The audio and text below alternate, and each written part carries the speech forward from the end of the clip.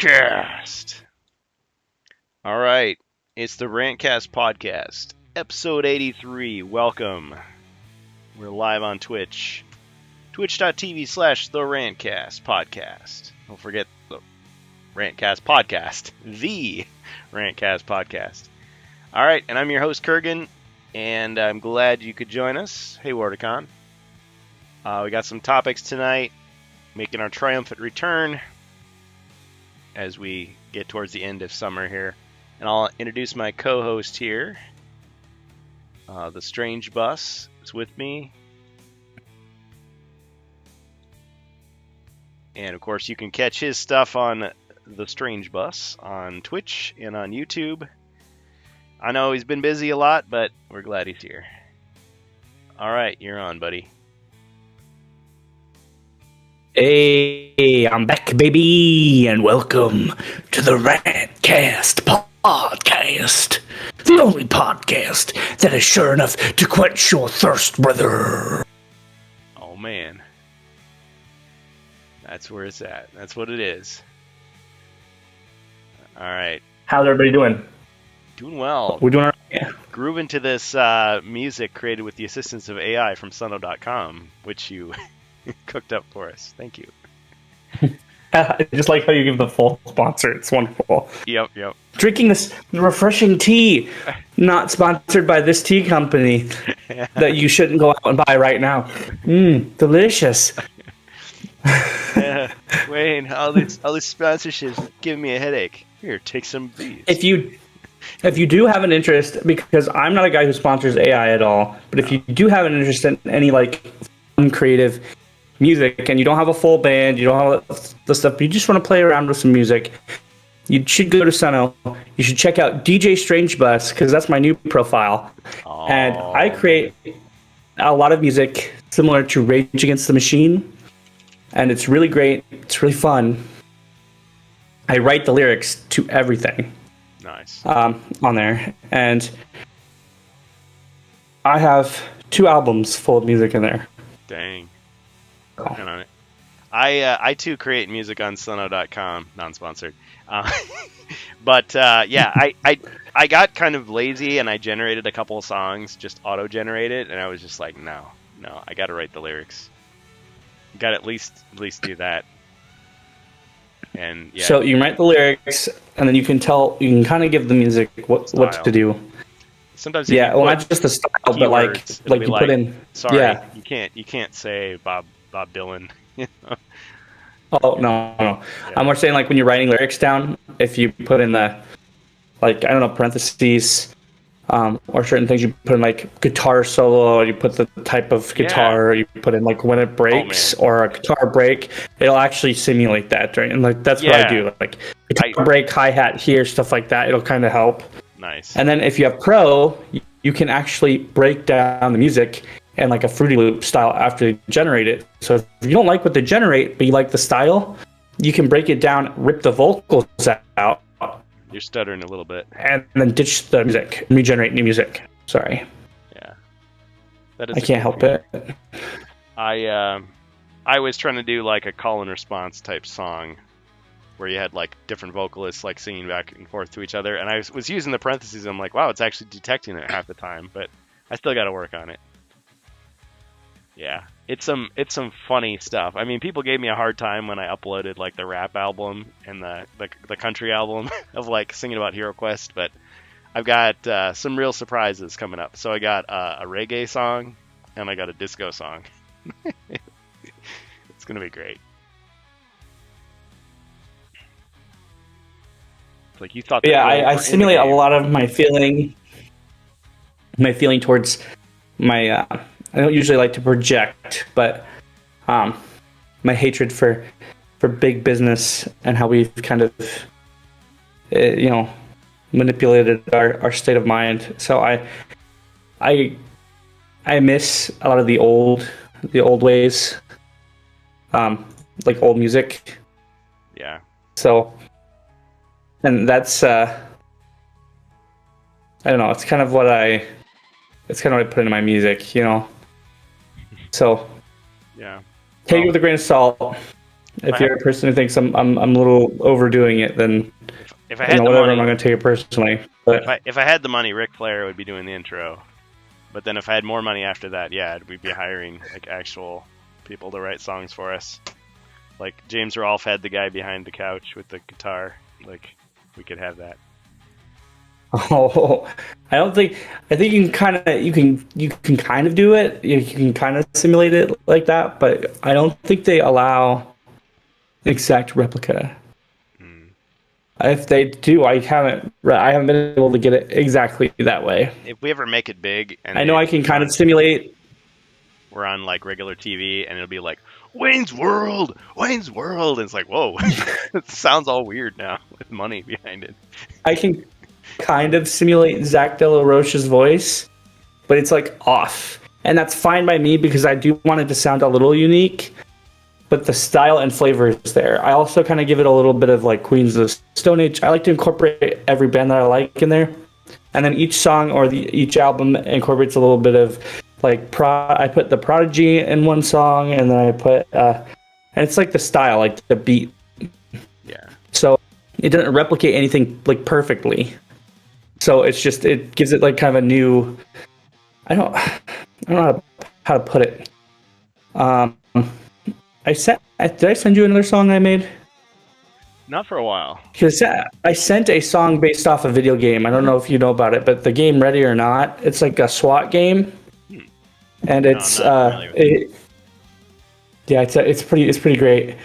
I made it for that game, and it took me 13 iterations before I got it right, got what I wanted, and then I still pulled it apart with the editor and rewrote the lyrics, and then got the beat to where it was like techno enough to where the beat was anxiety inducing.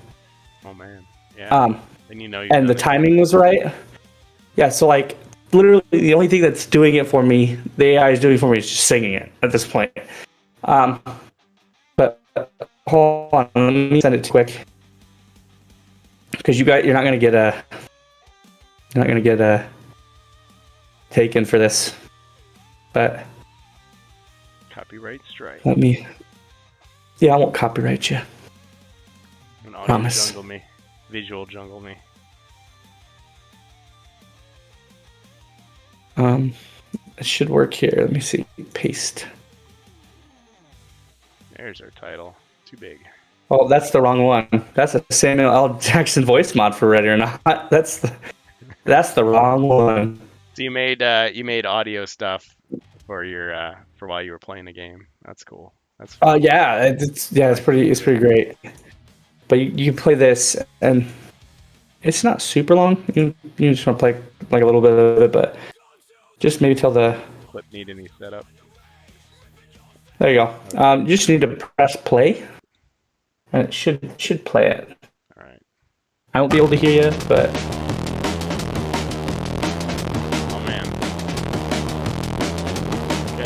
Yeah. Ready or not!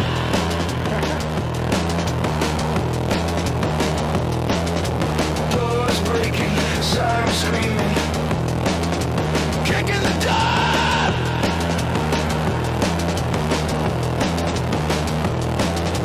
Doors breaking, sirens screaming, flashbang the silence.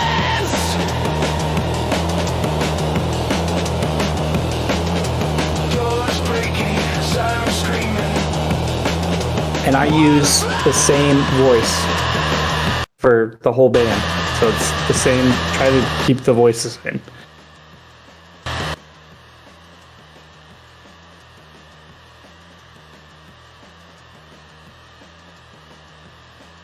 Yeah, it definitely gets your anxiety going.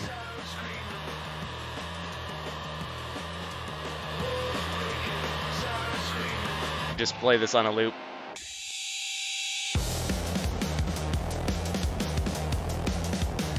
Vorticon likes it.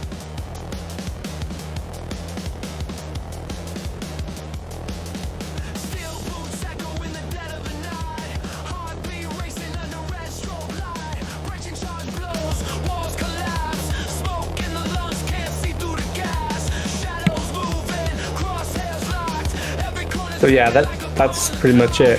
But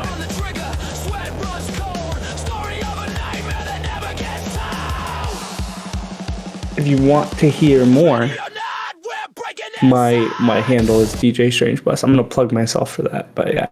All right. Wow. Well, thanks for sharing. Yeah. Now I'm tempted to play my songs, but we've got other topics. Maybe we'll wait It's until gonna be a whole rant. It's gonna be a whole rantcast full of just listen to our AI, AI stuff music. that we created. Yeah. Pretty soon you look over and it's like not even us anymore. It's just like little like digital projections, just saying our usual catchphrases. Rantcast. My fingers are melding into each other, Yep. and I jump into my desk and just like Splat. spill everywhere because that's Yep. yeah. You pull like a huge like cheeseburger out of your mouth and like set it on the desk and it runs away. Because that's the AI can't handle all that stuff, so they're just like they simulate eating. They're like, Yeah, it's like it's like something out of the Thing. Yeah, yeah. that's how aliens will But see us. anyway, Yeah. what has been new with Kurgan? Working.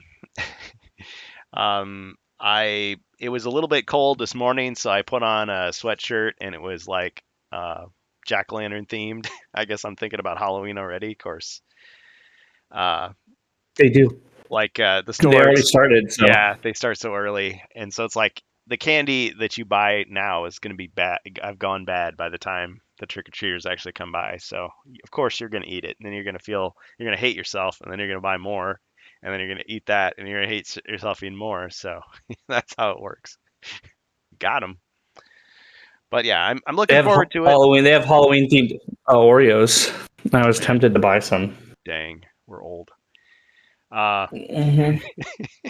Well, I love Halloween though, and I just I think this year I'm gonna be hanging out with my brother and my niece because it's like I always have to choose. It's like, okay, do I hang out with my sister and my nephews? I did that last year, so this year it's their turn. So yeah, I have to come up with a costume. I always think it's nice that we live at a time where we can still celebrate certain holidays. Yeah, And for a long time it was hard. like, well, I'm just like, hundreds of years ago, we probably didn't have those certain holidays. So I'm just like, it kind of makes me think like, it's just nice. It's nice to like look forward to those certain holidays and traditions and stuff. Yeah. I know this is a rant cast. I'm just like, I'm thinking it's nice. Yeah, because like this is that type of season. I'm like thinking about like, man, it's nice. It's getting to be autumn time, and I'm like looking around. I'm like, Halloween's here. We're getting close. Yep. It's gonna start feeling cold and chilly, and leaves are gonna start to drop. It really is kind of it's my favorite time of year is fall.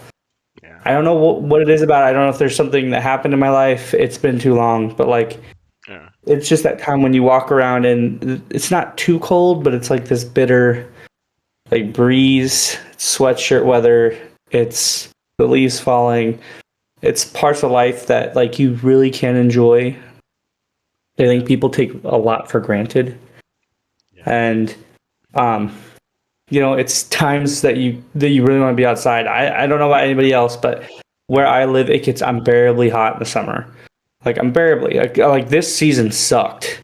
I mean, I like Because, summer, like- but yeah, it's like when you're on vacation somewhere else is usually how it works. Those are the best days. Well, yeah, Or going to the like pool. sometimes we'll have So hot. good summers, but like here it gets unbearably hot, like because of the humidity. And like the first month after the spring, it'll sometimes be okay, but like we hit like, I don't know, 87 to 90 something degrees, and then we get like a humidity of like 80%. So you just die out there. You not only melt, but then your melting puddle swims in water. You just feel you feel like nothing out there. Yeah. So yeah, not a dry heat. Because I've been to Vegas and stuff. I've like been in Nevada. It's all dry out there. It's like 100 degrees, but you feel hot, but you don't feel like you're getting the moisture all drained out of you, When or you're it's just cold, you swimming. throw a jacket on. Good to go. Yeah. So I like the springtime. Spring's usually it's really rainy all the time here, but fall most of the time, especially in October, it's just nice enough to where if it gets too cold, whatever, but like it's just nice enough to where we don't have a bunch of bullshit happening. So So are you gonna it's just nice enough to enjoy the outside. try to do some Spooptober like you did back in the day on your channel? Are you just Oh, gonna like streams. yeah. Oh man, I Time for that, wish I brother. want to do that again. If You're gonna be having real if it fun dies offline. down, Yeah. if it dies down, then yeah, sure, I'll do a couple games. I wanted to get back and do that. We still had a couple of Dark Pictures games that me and King Duart were gonna do, and he had his second child, and he just has been busy with coaching and other stuff. He's been a busy guy too. So Yeah, just yeah, enjoy life, man. Don't worry about streaming. But I'll probably I'll find some excuse to break out the Choose Your Own Adventure books and get some chill streams going. I think there's part of me PC that's like, plays games, doesn't it? what's that? So your PC plays games, doesn't it? Yeah, believe it or not, yes. Yeah, So you could probably play some of those Spooktober games, yeah. and Play some of those some games are board pretty games. cheap. Nice. Yeah, you could hop on board. I'd do a game with you. It's how late can you stay up during Oh yeah, Spooktober? That's the challenge. That's the real horror. that is, yeah. Just Is the like I say, because trailing me stream and of King, consciousness. me and King, yeah, me and King did like an all night event almost with Dang. those games.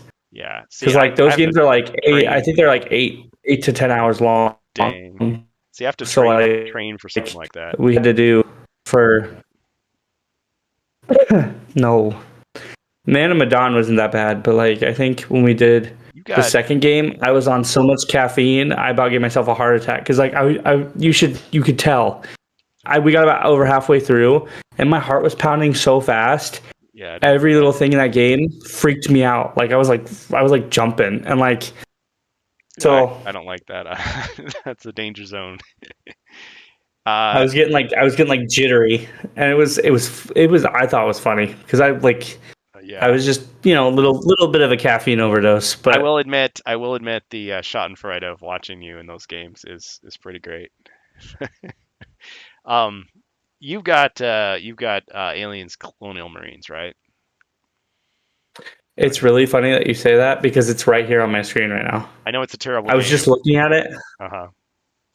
Well, last time I played it was in 2023 on July, and I think we were talking about it as I was playing it. Yeah. Yeah, it was a It is disappointing. It was a classic disappointment, but it does have its good points, and when you're playing with a good buddy, it could be fun. It has a good zombies mode, doesn't it?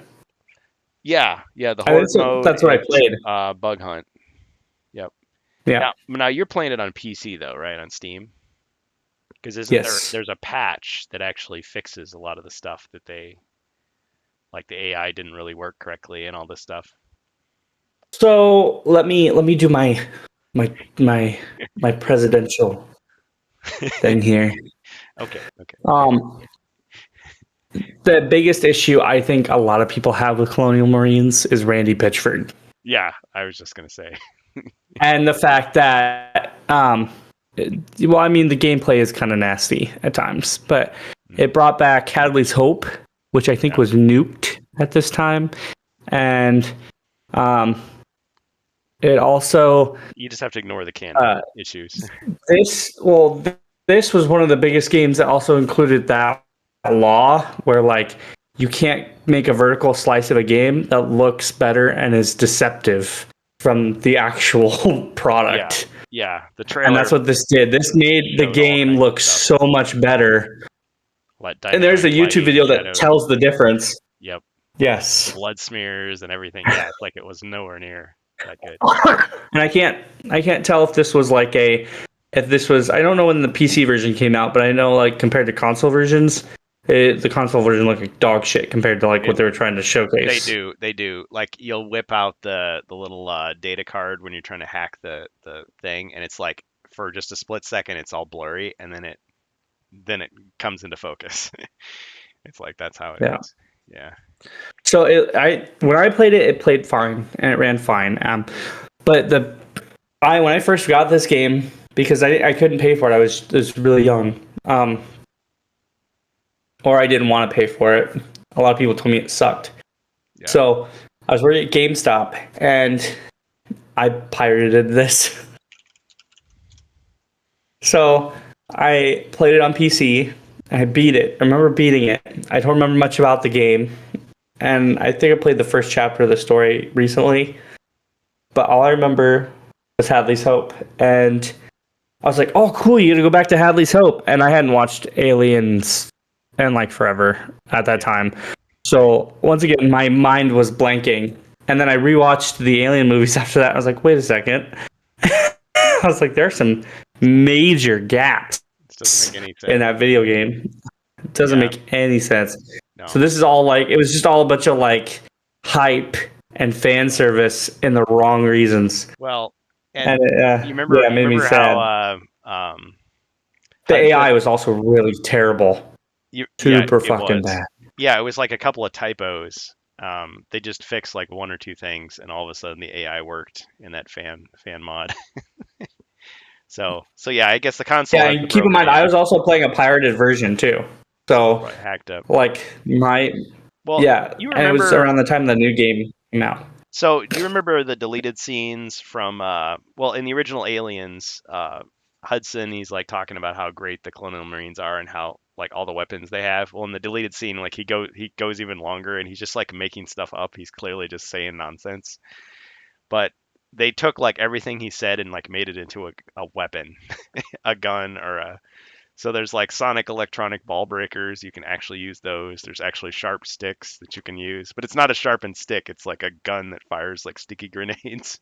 It's like, oh, so he wasn't talking nonsense. It's like, okay, that's kind of weird, but I mean, it's an extra gun, I guess, you can play around with. Yeah. So I would get the PC version. I would try the patch. I would play it with you. Not for 8 hours, but yeah, I'm just playing this as is, and I don't know how long the story is anymore. So Bug Hunt is where it's at. Yeah, just to see if you can survive the grinder like all the way through. I think it's like 25 rounds. You watched me play it. I think you watched me play Bug Hunt for a while, and it wasn't that hard. So but I am playing the game on its default version, so I don't know if it requires the fix now or not. Maybe. But well, the problem is I could never find someone to play with. So you would have to, you could, if you gathered enough sentry guns, you could do it all on your own. Like you could get to the end. Like I've seen people do it. It's not like zombies in Call of Duty where it never ends and you can never really survive. But yeah, with another person, it's crazy because you're like, okay, yeah, you cover that area, I'll cover this. Oh no, you're down. I got to go save you. And then it screws up your whole plan. But then it's like, okay, if I can just survive, you'll get revived. But of course, then you revive with just your basic weapon and you're not ready. And then you got to go get your better stuff. And yeah, it's just, if you had 4 people, I don't know if the difficulty adjusts for additional players. I don't know either. Yeah. But I'm gonna say this: there is a cult following of this game. There are people who do enjoy this game. I want it to be great. When I first played this, I don't remember saying it sucked. But I was also a lot more forgiving of video games when I was younger. So, well, it had potential. I mean, it was the mode that we wanted. Every time an Aliens or Alien versus Predator game came out, it's like, okay, where's the mode where you just have to hold up for a certain amount of time against endless swarms of aliens? I mean, AVP. Never got to do it. The Alien vs. Predator game from like 2012, I think I played through that again. That did have a couple years ago. A kind of mode for it. It was great. I loved that game. Yeah. and like nobody liked it. That survival mode, I But don't know. I didn't like it. I don't know why. no, I played the story of that game though. But Story that mode three was good. stories though. You Yeah, played Predator, you was played fun. Alien. I did all three recently because back in the day I didn't complete all three. I did the Marine. I think I did the Predator. The first Alien But versus like, Predator game yeah, from like 2000, I really really liked. But I know that cool. that one. So at the time, it had a lot of stuff we'd never seen in a first-person shooter before, like the different Predator vision modes, and like the That one trophies and was stuff. rough for me. Well, it But was yeah, I because the remember. multiplayer was not balanced at all, at all.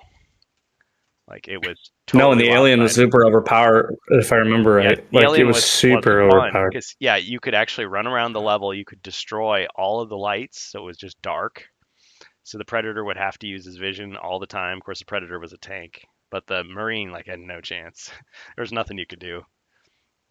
But I mean, I guess you could set up your game. You'd have to get together with your friends and go, okay, we need like 5 guys to just be Marines and just try to survive, and we're gonna have just a couple aliens and like one Predator to do something like that. But yeah, I could just imagine like if you were just jumping into random games, it would just be nonsense, complete and utter nonsense. There's an overhaul for this game, but I can't really mod it because I'm on Linux. So I Oh, mean, there are mods you can put on the game, but like I have to I'd relearn how to like mod the whole I'd play it vanilla with you, thing. So but I mean, I would like to try out the mod. Of course, then I'm thinking like, okay, it was tough enough. Of course, it may let's do be, it. Come on, yeah, let's go. with Let's go the right now.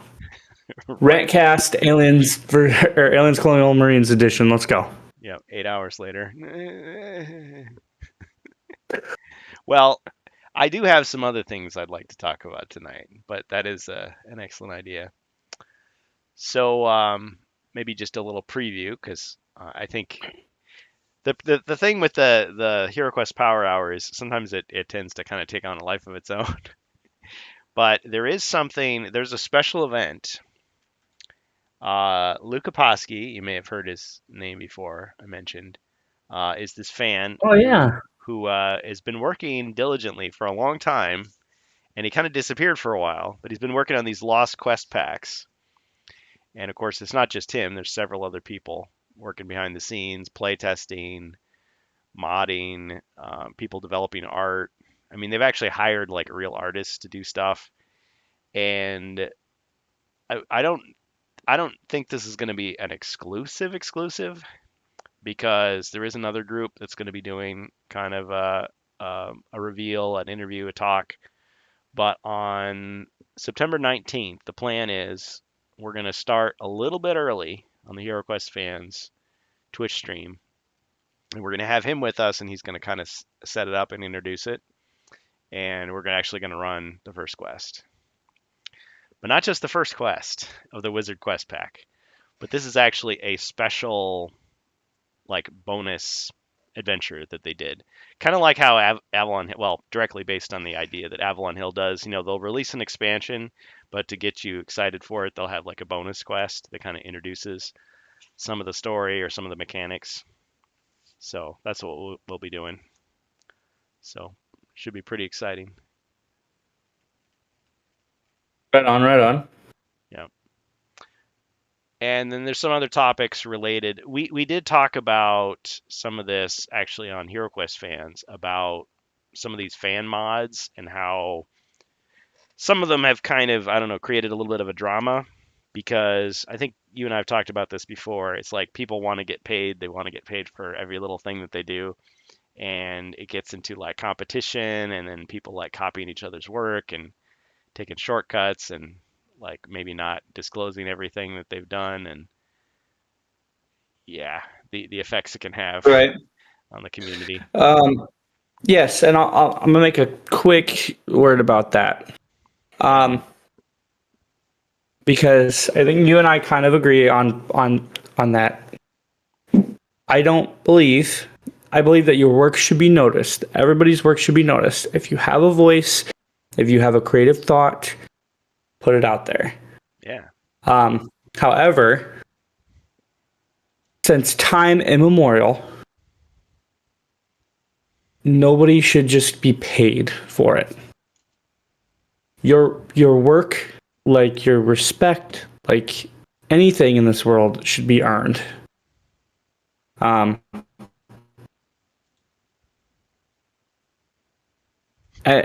that's chief, right? I don't hold ground anywhere. But it's really awkward that for the longest time, people gaining ground in the industry anywhere, and I'll make an example, the easiest example, but at least for me, in the Flash games industry, modding industry, a lot of big creative people started off with nothing. They had jobs, they went to school, they did it in their spare times, they had that free time, they busted ass. They made mods for games that almost made the game better than it already was. Yeah. People on Newgrounds had part-time work there. These guys are big now. Some of these guys are really big. Or some of the modders have gone into work in video games or have had careers in video games. They got paid. When they started, their work got noticed. Now, that's not always the same situation. I don't believe people should take work, actual work, and not get paid for it. I don't want my words twisted here. Yeah. If you get a job and you have experience, that your experience speaks already for your work, so you should be paid for that.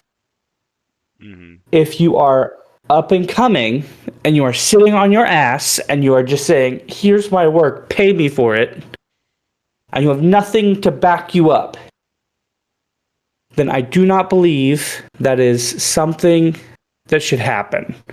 And a lot of people are saying otherwise. Like, it should just, just pay me for my, like, I have this mod. Please pay me for this mod. Their vehicle skins for Grand Theft Auto, $10 a piece. No. Yeah. That's a scam. And like I said, I feel like we're going backwards in that trend. So that's all I want. That's all I'm trying to say is, like, I feel like, this era of donations and this era of paying people for shit and this, like, for every little thing that they do, and us trying to justify it because we all need a job, we all need to work, I think is going too far. I understand we all need to work, right? Yeah.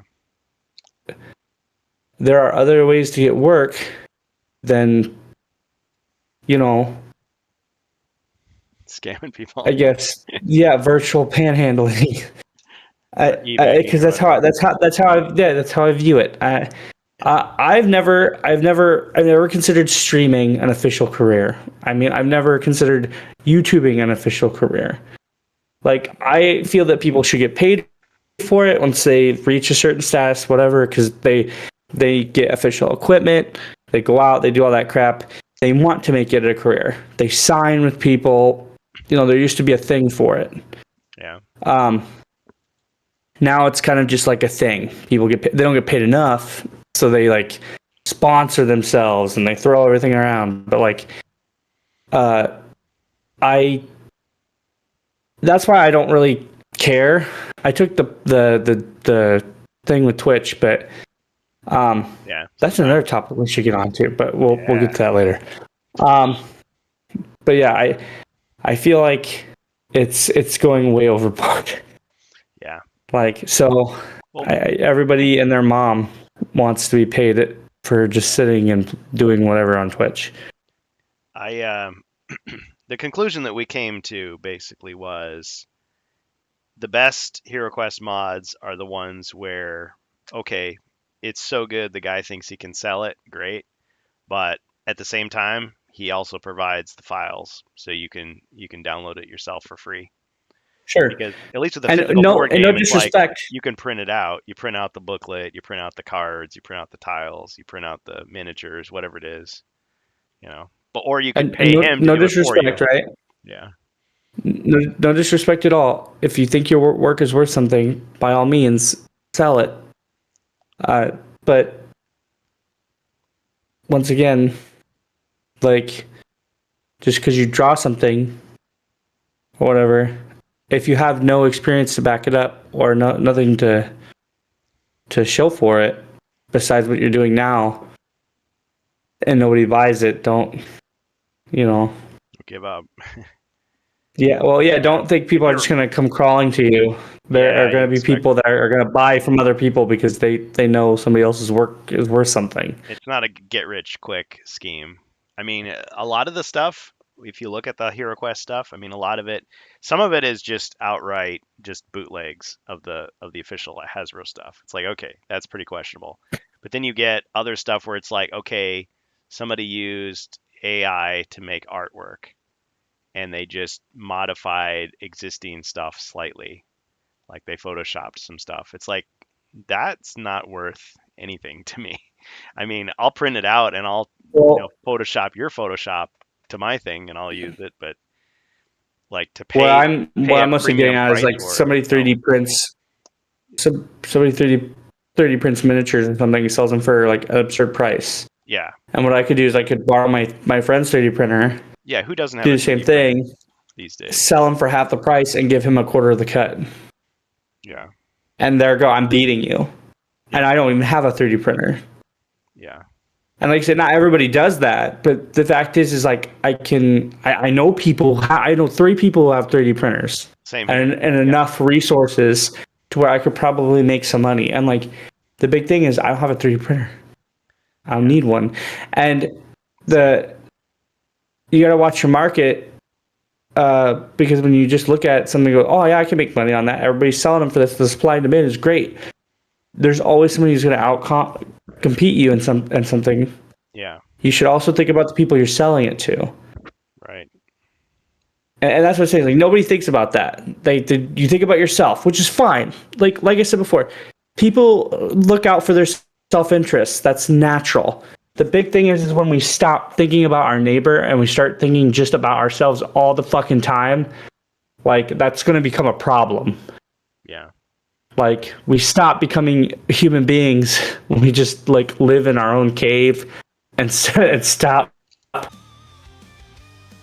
RANTCAAST. All right. So I am sorry about that. We just had some internet issues there. We weren't even talking about Kathleen Kennedy. All right, we're back on the RANTCAAST podcast, live on Twitch. Anything can happen on a live show, as you can see.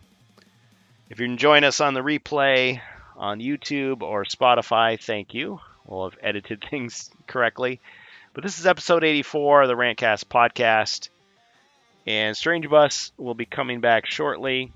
The music you're listening to, of course, once again, is from Suno.com. AI assisted, created by, or we'll just say, with the assistance of AI by TheStrangeBus 2025. Suno.com. Not sponsored. All right. And I think everything else is all right. But yeah, we just lost internet. And of course, you got to log back into everything. So let's see if we've still got our audience. Thank you for bearing with us.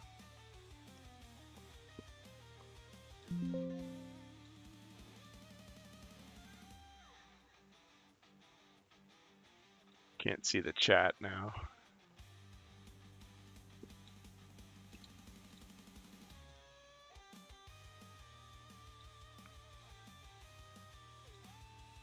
Well, we seem to be back. Okay. Yeah, so we were just talking about the difficulties nowadays. People trying to get paid. Yeah, back in the day, it was like you would create a mod for a game. You do it to get noticed. Make a name for yourself. But now people just want to be paid like right away. Some people do it more subtly than others. You create a mod and then you just have a little donation button floating around. The thing about HeroQuest mods, though, is we talked about this. You can sell it, but you got to change the name. You can't call it HeroQuest. You can't use the HeroQuest logo.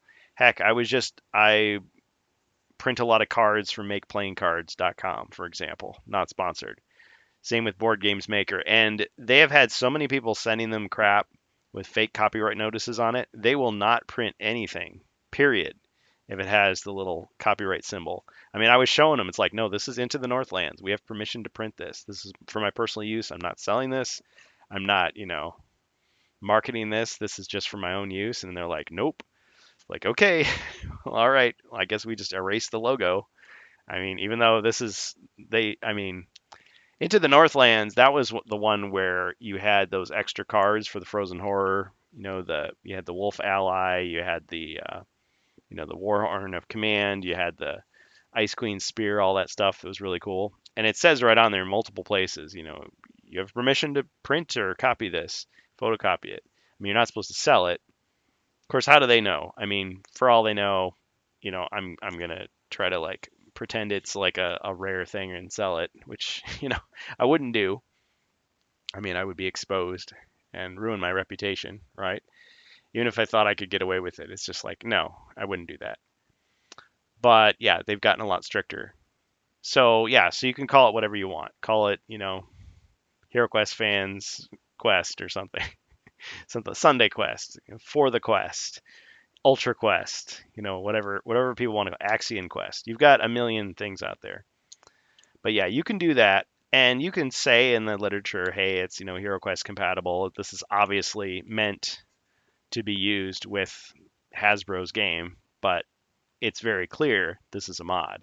This is not something that was approved or created by Hasbro. And I was reading about, the fact that you can't really copyright game mechanics, and that's why you've got, the plethora of games that you've got. Anybody can make a game that's kind of like another game, but you can't copy the art, you can't copy the story exactly. You've got to change so many things to make it its own thing. But at a certain point, you make a mod for HeroQuest, eventually it could become its own game. I mean, Broadsword is an example of that. I've never played Broadsword, but I know it exists. And there's people all the time that are developing stuff. And I think, yeah, you can put in the time, put in the effort, and create something great that people follow. And that's awesome.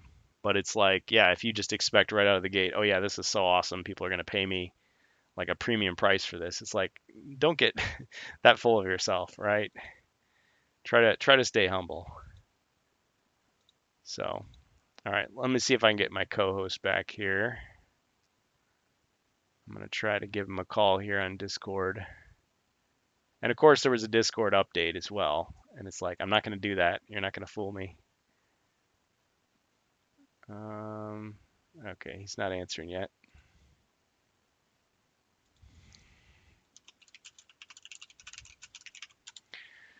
So I guess we can just start talking about it then until he gets back. So with the HeroQuest stuff, yeah, I'm really excited because we have the Wizard Quest Pack, which, like I said, and I think if people followed us enough, they know what it is. Back in the day, 1992, there's a lot of misconceptions, a lot of, I guess, urban legends about what was really going on back then. We don't know every detail, but we do know that Games Workshop and Milton Bradley, which was owned at the time by Hasbro. Apparently Hasbro only bought them in the 84 or something like that. They had this collaboration which was called HeroQuest, right? So there's different stories out there, but the question of who owned the game is a little bit murky. And I've always stated it as, okay, it was a collaboration. So neither company could just say, yeah, this is our game and we're going to do what we want with it. It's like, no, they each had a stake in it, right? So with HeroQuest going away, it sort of disappeared from shelves about 1994, around that time. And let's just think of the timeline. So it first comes out in 1989 in the UK and the rest of Europe. That same year, they had the game system, which they didn't even call it the game system. It was just HeroQuest. And they had Keller's Keep and Return of the Witch Lord, the first two expansions. And they had Advanced HeroQuest. Now, Advanced HeroQuest had the Games Workshop logo prominently on it. It was not a Milton Bradley product at all. And if you look at Advanced HeroQuest, which is kind of hard to find these days intact, it much more follows the model of what Games Workshop was doing back then and is still doing today, which is selling you a box of mostly cardboard with a few plastic miniatures inside, and it's designed to get you to look at their catalog of miniatures and buy more and paint and assemble and collect and buy more and then get into their other games where you're fielding whole armies. I mean, Games Workshop really is a miniatures company first and foremost. Before a lore company, before a game rules company, before a book company or a animation studio or a game company, all that, a video game company. So all of these, everything is designed to sell you the plastic, right? That's the backbone of what they do. Hasbro, on the other hand, is a toy company. They sell toys. That's what they've always done. But over the years, they bought out their various competitors. I mean, you had Hasbro board games, right? But they bought Parker Brothers. That was like, it was Milton Bradley and Parker Brothers. Those were the two board game companies I remember as a kid. So they bought out Parker Brothers. Before that, they'd bought out Milton Bradley. They bought Wizards of the Coast. They bought TSR, although I think TSR was actually bought by Wizards of the Coast. So D&D was like absorbed into Hasbro that way. And Magic the Gathering is part of that as well. And it gets confusing because Wizards of the Coast controlled Avalon Hill for a while. And Avalon Hill had nothing to do with HeroQuest until the modern age, until 2020. But at a certain point, the trademark for HeroQuest lapsed.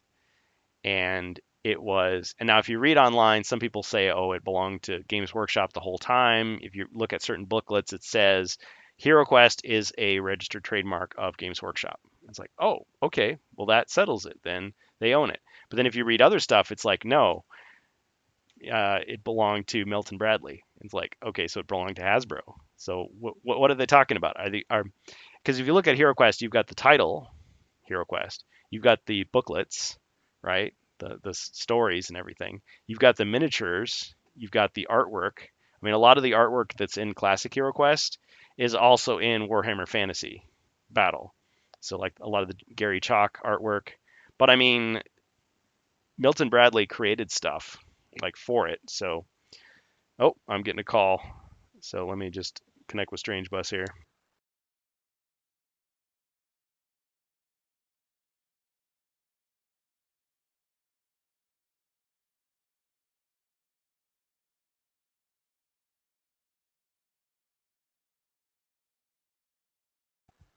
Okay. All right, we're getting my co-host back on here.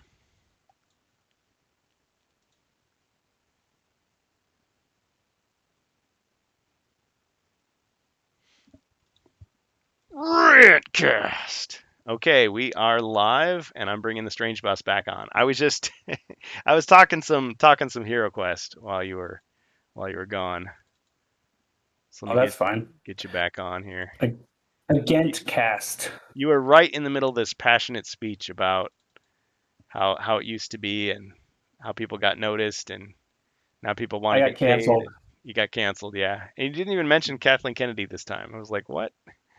Nope. Yeah. So what I was saying is this: going back to HeroQuest, 1992 was the last year that they were releasing boxed sets of new HeroQuest content. So you had the Elf and the Barbarian Quest packs, which we've talked about so much, which have been re-released. Frozen Horror, Mage of the Mirror. Really, really difficult, untested, kind of broken expansions. But thanks to Luca Paschi, I've gotten to look at some of those early drafts and kind of like piece together what was going on. I mean, we're basically doing our own like research on this. And yes, subsequently they have interviewed people that worked on the stuff, like Catherine L. Connors. She wrote the ElfQuest pack, and it's like the picture you get is a company that's like, okay, our resources are dwindling. This product is the line is coming to an end. They have all these great ideas, but they just don't have time to like get it all done, polished the way they want to. And so they're just putting it out there, just putting it out there. Now a lot of that is my interpretation, a lot of it's speculation. So that's not an official quote from anybody, but That's what I see happening. So the Wizard Quest pack, a lot of work was done already. And the cool thing is, Luke Kaposki, he got his hands on those drafts, and there've been a lot of questions that I've had, and I've interviewed him before on the show and asked him a lot of questions because I had a lot of concerns. I was like, wait a minute, is this going to be like? I mean, I could see this going wrong like a lot of different ways. One, I could see Hasbro stepping in and go up, can't do that, and shut the whole thing down. Or two, people fight about, okay, well, if you're going to release it, well, you know, everybody wants a piece of the pie kind of thing. Like who says this belongs to you? This is not yours.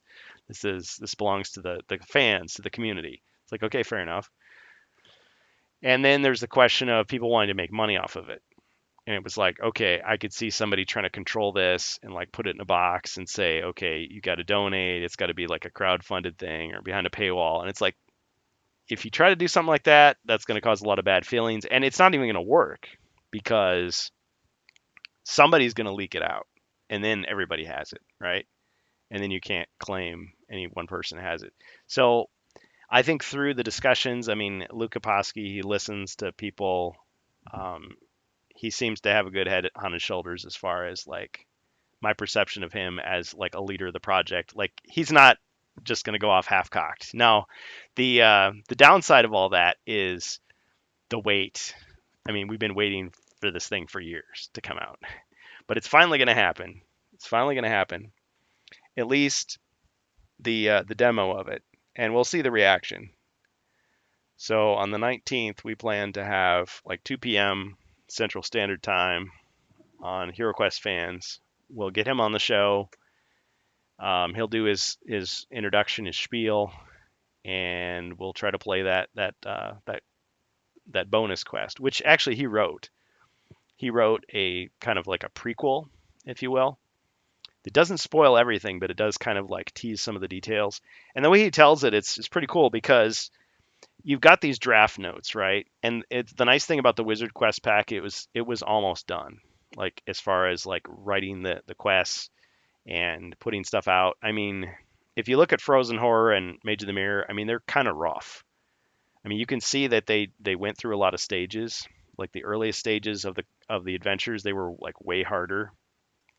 But I mean, they were like balancing the difficulty, like they were removing. It's like, okay, too many monsters, because that was one of the complaints about old Hero Quest is, oh, it's too easy. So they were like, make it hard. It's like, okay, they made it too hard, so they had to swing back the other way. But a lot of those draft ideas didn't make it into the final product, and I think if they had, it would have been a little more interesting, a little more polished. I think nowadays people just have a vision of it of this was the thing I didn't get to play. So I think my prediction is with this one, there's going to be a lot of that. You'll have people excited to discover something, more or less how it could have been in 1993. If HeroQuest had continued on, if it hadn't just disappeared from the market, because Hasbro realized they could just sell smaller games more cheaply, and not take up all the shelf space with HeroQuest. So you get a Wizard pack. The Dwarf pack will be a little more interesting because that one was like halfway through they stopped and like restarted the project and like rewrote the story, and they changed a lot of the rules and stuff. So how would you do that? You could either have like two totally different versions of it, I guess, and release them back to back, or you could just maybe make a compromise between the two, or you could just like ignore the early stuff and just have the later. So I don't know how that's going to work. I'm kind of worried that it's going to be like in development hell, so to speak, as a fan project. But I think the Wizard Quest pack was the learning curve. That's Luca can see that the people he's got on his team, as he said himself, are kind of perfectionists. Like cross every T, dot every I. Everything's got to be exactly lined up perfectly, and we're always finding new stuff that's wrong. But the nice thing about HeroQuest, and you've experienced this yourself, StrangeBus, is if there's a mistake, like a typo or something, only Yeah. Zargon sees it. Like you're the only one that sees it on the quest book, and you can just like fix it in your head and just say it right. If they misspell a word, nobody knows. If somebody forgot to put a door, well, you just put a door there, right? You just get your pencil out and there it is. The players don't know if you play it off well enough. pretty much controlled freedom, I Yeah. would say. Yeah. And the first thing that's going to happen is people are going to play it and go, okay, this was cool. But once that kind of euphoria wears off of seeing the secret thing from back in the day, they're going to modify it. They're going to change it. They're going to make it their own, just like everything else. And so you don't have to worry about it being perfect, right? Because people are going to Right. change it anyway. I mean, you want to make it as good as you can get, I guess. I mean, I'm the sort of person, I just want to see the raw files. Like, I'll look at the photocopies, I'll look at the scribbled notes that people wrote in the margins, the snarky comments, the, misspelled words. Like, I enjoy that because it's like I'm looking at history, like a raw history. Next best thing to be in there. But what they're trying to do is try to polish it up and make it something that people can actually play, right? Not everybody wants to sit down and like decipher all this stuff. Like, is that chicken scratch? Is that supposed to be a goblin or is that a trap? I don't know what that is.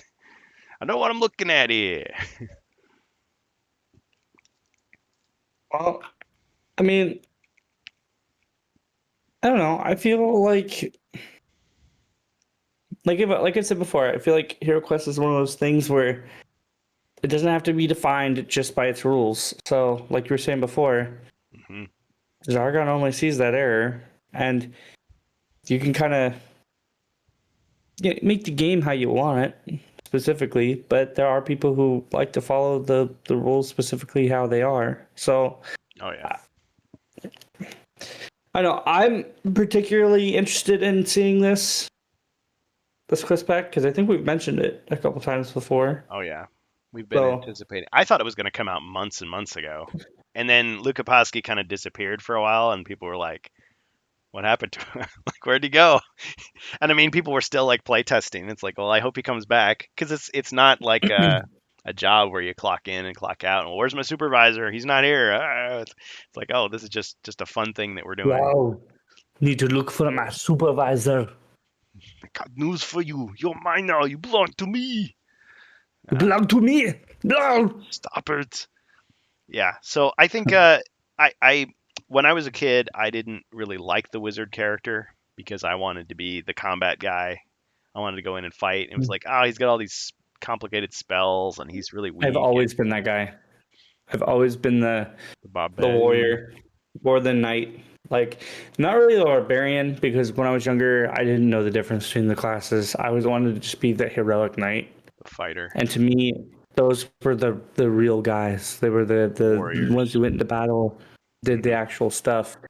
So I never learned how to do the complicated wizardry Yeah, stuff. I think I've done it a couple times now, but like I broadened my horizons and I went into yeah, bow and arrow and yeah, you know things that made you think rather than just charging forward with the axe or yeah. the claymore. And Hmm. but Yeah, I think. there's Go ahead. something about it, Yeah. just bloodlust. Sometimes you're in the mood for that berserker type character, that the meathead, the muscle, the brick. My love for you is like a truck, berserker. I do appreciate the wizard a lot more now, um, because you get the temptation is for you to hang back and like not do anything until the last minute. Like, okay, this is the boss. Now I gotta throw all my magic at him, or oh, someone's dying. Crap, I gotta save him. You know. But otherwise, you're like, ah, protect me, protect me. Well, the wizard quest pack is going to be interesting because I think Stephen Baker did this a bit with Prophecy of Telor, which I haven't played yet. And you have Spirit Queen's Torment, so you don't have this one, but this is the orange one, basically, where the monsters are orange. In that one, I feel like Stephen Baker, like he doesn't force you to do this, but he gives you the option to basically make the wizard the most powerful character, and it develops over the course of the story. And I won't spoil any more than that. But I think the Wizard Quest pack back in '92, it probably would have come out in '93. Let's be real, if they had finished it. It it was designed to let the wizard shine. Like he starts from nothing, but by the end he is like really really powerful. So, oh, you thought it was great when he had, you know, 9 of the 12 spells. Well, imagine him having many more spells than that, you know. and his body points can go up, and so he's going to be much stronger. There's potions only he can use. There was stuff that they promised us way back in the day. Like in the original booklet, it said something like, wizard, you can only there's only a couple items that you can buy. It's best if you save your gold for future powerful magical items that will be available in new expansions. And it's like, oh boy, and then we never got them. So 35 years later, here we are. So it'll be interesting to see.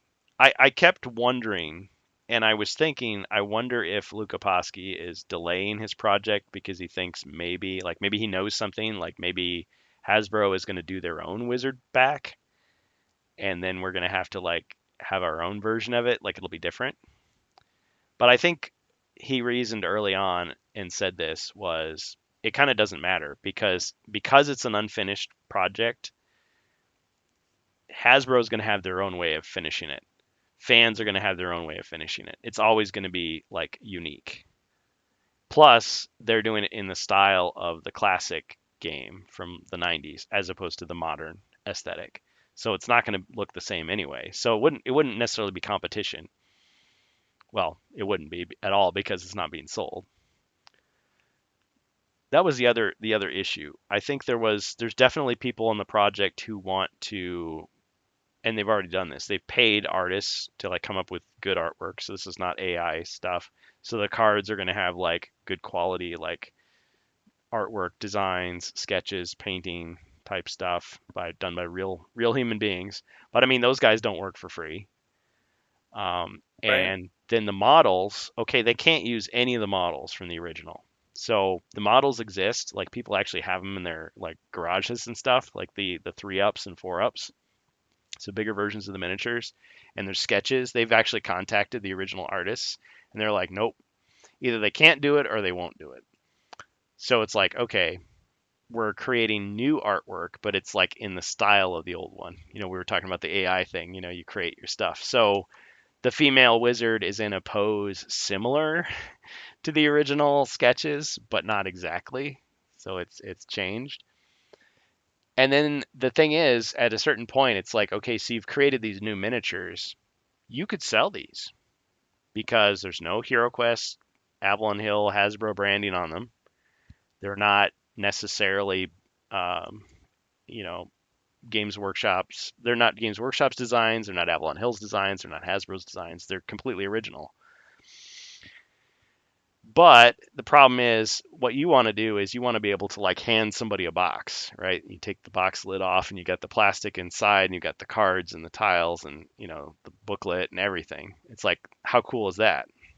Problem is, you can't do that because once you try to sell it, okay, now you got to take all the HeroQuest logos off of it. You got to change it to something else, Luca Paschi Quest or something.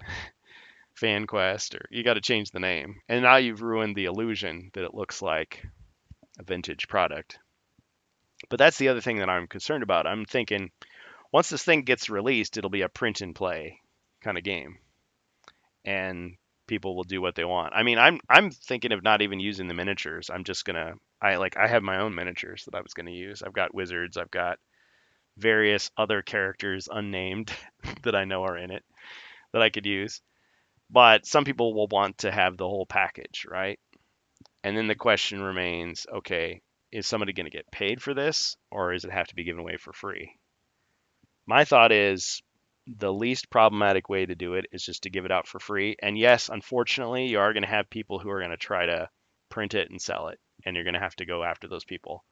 And if you can't stop them legally, at least shame them into not selling it. Because the artwork, technically, again, belongs to those artists and not anybody else. But I mean, it'll have a fake copyright, Milton Bradley 1993 on it. So someone will try to pretend that this is, this vintage thing that I found in the vaults. It's nope, it's a completely modern fan-made thing. So there is a disclaimer at the end, but it's okay, an unscrupulous person could just chop that page off and just pretend, oh yeah, I found this in an old Hasbro garage, and now I'm selling it to you for $400. Ultra rare. Hasbro. Yeah, it's nope. But I guess at that point, it's like somebody if you create something and somebody else abuses it, it's like it's not your fault at that point for this because this is not like Hasbro would go after those people. They wouldn't shut the whole thing down. But that's why I mean Luca and anybody else involved in it has to be really clear. Like, hey, look, we might be printing out like cool looking models for this, but just so you know, you don't get to sell this. This is a fan made product based on a real product that technically Hasbro does own, so tread carefully.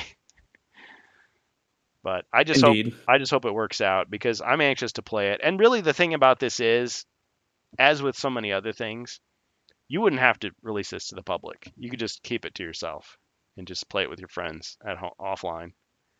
But because it's to me it's a I almost said it belongs in a museum. It belongs to the fans. It's something that I would want to see. Like, oh, did you know? It'd be like if somebody found like George Lucas's old Star Wars scripts. Like, what if he had written other movies? And it's like, oh, this is never going to get made into a movie, but I want to read it. I want to see what it and imagine what it would have been like. That's kind of what it's like. Of course, then somebody wants to make a fan film out of it, and it's like, oh, okay, now we're into dangerous territory, especially if you want to charge admission for it. So, but yeah, I'm excited about it, and it gets even more confusing because the bonus quest is a modern creation. So it's a fan expansion of a fan interpretation of an unpublished Hasbro work. But That's too much for me. yeah, but he has this nice kind of like a document attached to the back of it. So you read the quest, you play it and whatever, and then at the end it's like basically like from the author. He just tells you, okay, this is why I made this. This is why it looks like this. This is what I was trying to do. It's like, oh, okay, great. So when you eventually download it, you might be like, why is this 100 pages? Oh, it's because there's all this explanation. There's all this appendices afterwards telling you the history. So, Bohemians is saying that he can print the minis for you, or the ones you miss. Oh, thanks, buddy. Yeah. Bohemius is printing up a storm. He sent me boxes and boxes of minis. And I'm participating in so Yield In. People remember Yield In. It's this fan forum for HeroQuest. And really what got me back into the hobby, got me back into the game, is just the sheer enthusiasm and tenacity of these people making mods and talking about the game and arguing about it to this very day. All the different obscure lore and things and collecting all the interviews and things. Well, they're having this miniature exchange. So it by the end of this month, everybody it's kind of like Secret Santa, like if you ever did that at your workplace, where Yeah. you pick somebody and somebody else gets you and you're supposed to give them like little gifts. Well, you're supposed to paint HeroQuest or HeroQuest style miniatures. And so I'm going to use some of the ones that Bohemia sent me, which are going to be perfect. I'm going to paint those up, and whoever I send them to, I'll mail them out. And they're supposed to get them, I think, like it's either early or late November. So it's before Christmas. But some of the things people created were just really great, hilarious stuff. I mean, you get your classic, like, little snowy village with the goblins dressed up as Santa's elves, that kind of stuff. But people made like little cardboard treasure chests, and I think one guy posted he had this like cool looking treasure chest. It was made of cardboard, and he's like, "This is what it looked like for 5 minutes before my my children and pets destroyed it." It's like, oh, good thing you took a picture. But it's the thought that counts. So I'm Right. looking forward to that. But if I hadn't painted all that Warhammer stuff, I would not feel prepared for something like that. But painting just dozens and dozens of orcs, like, okay, I got a lot of practice in. I feel like I can do something. Did you ever do much miniature painting? I kind of forgot. We had our discussion about No, I don't have the tools for that, what you really nor need. the miniatures You just need some pointy brushes. That's really all you need. Pointy brushes. and miniatures to paint. Well, yeah. I've got my Star Wars ones, but that's about it. Yeah. Did you ever clean all the funky funk off of them? Or are they just No, in a bio, they're in a biohazard bag in the back of your fridge? they're probably just like they're still in that box, and they're probably like it's probably Oh, all just that funky funk now. yeah. Well, it's pretty easy. There are these household chemicals you can get. Well, of course, I know you got to be careful with kids around, but Simple Green or Super Clean. Super Clean is like a I s- I degreaser. used to have Simple Green, but I'm like afraid I'm gonna wipe the paint off at that point. It's they're Oh, old, man. They're no, super no, old and cheap. no. Paint's cheap. My point is it's designed to strip the paint. That's the whole point. If you're just trying to clean them off, Oh, you probably want to just like get like a I don't know, like a plastic bowl or something. Just put some like dish soap in there and just soak them in there for a day or so, and like gently clean them. Because if you just scrub them with a toothbrush, it's gonna rub that paint right off. The paint has probably gotten loose and tacky. But yeah, I was just gonna say like use Super Clean or Simple Green to like strip the paint off, and then just start adding your own designs. Or what some people do is they'll take a picture, a before picture, and then so uh-huh. you can do the after picture. But I mean, you could paint it based on how it looked originally. But I mean, you can still put your own spin on it. So if you want them to be elite stormtroopers, now suddenly they're elite stormtroopers. Yeah, but they won't match the card. Oh, then you use the card as a reference, right? Yeah. Well, and a lot of those figures they're so small, and when you look at the original paint jobs, the original paint jobs weren't that amazing. So if you slip up a little bit, doesn't matter. But I learned so much from those guys on the Discord and watching some of our friends on the Twitch streams, people like Wicked Mini Paintings and Next Level Painting and Gareth Hreidmar. I mean, those guys were great. PSK Studio. I mean, there's different ways. You don't have to prime this stuff. You can just start out with like you've got your I forget now. Were those plastic miniatures like what's the base color of the plastic? Is it something different or are they all white or are they black? Um, I don't know. Like, what do you mean? Well, like if you got a stormtrooper, is it just a piece of white plastic that's had black painted onto it for like the details? I mean, there are multiple colors, but Yeah. that's what you're saying. Yeah. So like you start with So, your base color, right? And there's different ways. You can do like a wash, like an acrylic wash. So it'll go into the recesses. It's like kind of a gel. bro, I have no idea. Yeah.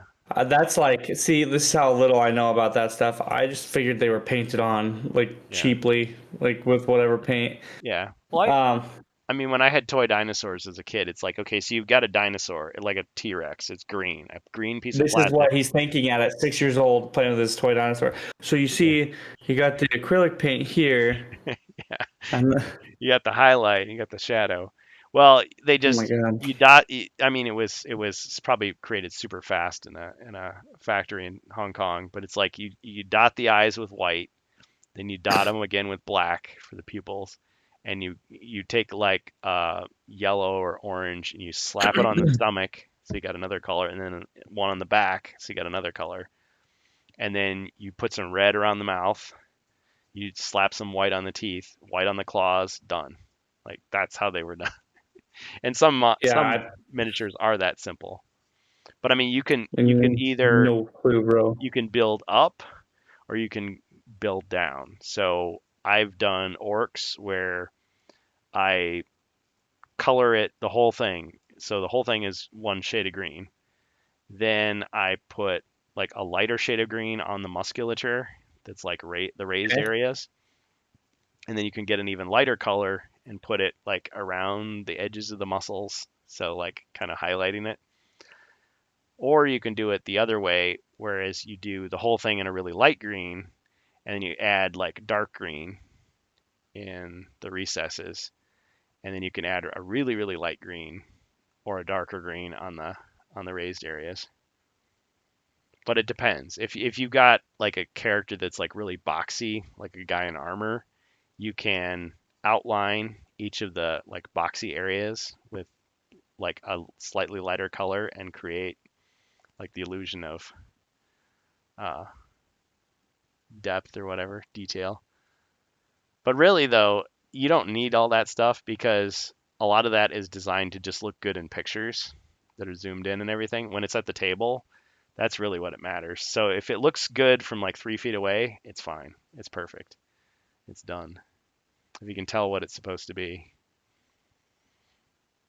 Bro, that's insane. The way you just spelled all that out. Yeah. Some of it you have to just show somebody. It's hard to kind of like describe it.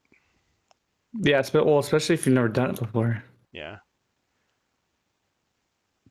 Bohemia says, which minis are you talking about? The Star Wars Wiz Kids? Okay, tell them about your Oh, Star yeah, Wars. he never. So I don't think Behemoth was with us when I did my miniatures thing. If you go to my YouTube channel, Yeah. I have my miniature showcase. You probably take a look at it. It'd probably be easier to just take a look at it real quick, Bohemians. But I did a miniatures, and around I think it was around like 2007. There was like a kind of a. It was I think before a lot of the other ones. Like, I don't know if it was before really, but it wasn't like Star Wars X-wing or like Imperial Assault. It was just called the Star Wars Miniatures game, Star Wars miniature. and So this was not West. yeah. This was not. Was this Wizards of the Coast or was this was not West End? I no idea because I don't have any boxes or anything. I can't remember, but this was all collected around like almost 20 years ago. So Was this the D&D based game? no, I can't remember even how you played it because I'd go every other week to play it, but like so this was like 20 years. If I remember right, it's played via the card. So you put your miniature down. They lay these tiles down for the I'm gonna share the link. Is map. that okay? Yeah, you lay the tiles down for the map. I probably explained it then too, but Yeah. you lay the tiles down for the map, you put your piece on it, or you put your pieces on it, and then you lay your cards out. And your cards would tell you what each piece, what their statistics were. So, I might have played this. Now that you mention it. and then like that's kind of how you played the game. I mean, you'd roll die and stuff like that, but and I think that when you attacked, you also had to roll and stuff like that. But I don't remember the exact rules of the game because I haven't played in almost 2 decades. So I just collected a lot of them, and then my uncle had some more, and he gave me the rest, and then that was it. I just held on to them, just had them forever and ever and ever. Oh, there they are. That's me. Yep. Me showing off my miniatures. Yep. Is that bald me? Yes, it is. Nice. I'm trying to get like contemporary you back on to compare. You're upstaging yourself here.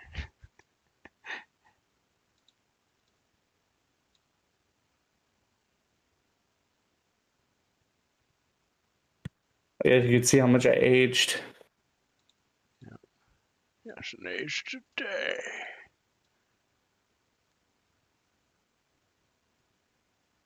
See, I wish I could like layer it. There's a way to do this. I just don't know how to do it.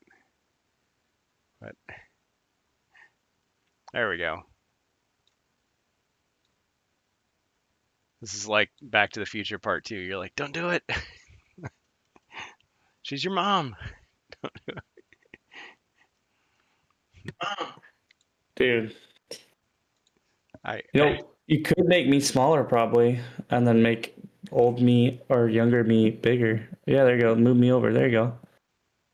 feel Just like move me over and then move new me or new me, younger me over. I feel like this is There you gonna be go. like The Conjuring. You're just gonna like suddenly look over and go, "Who are you?"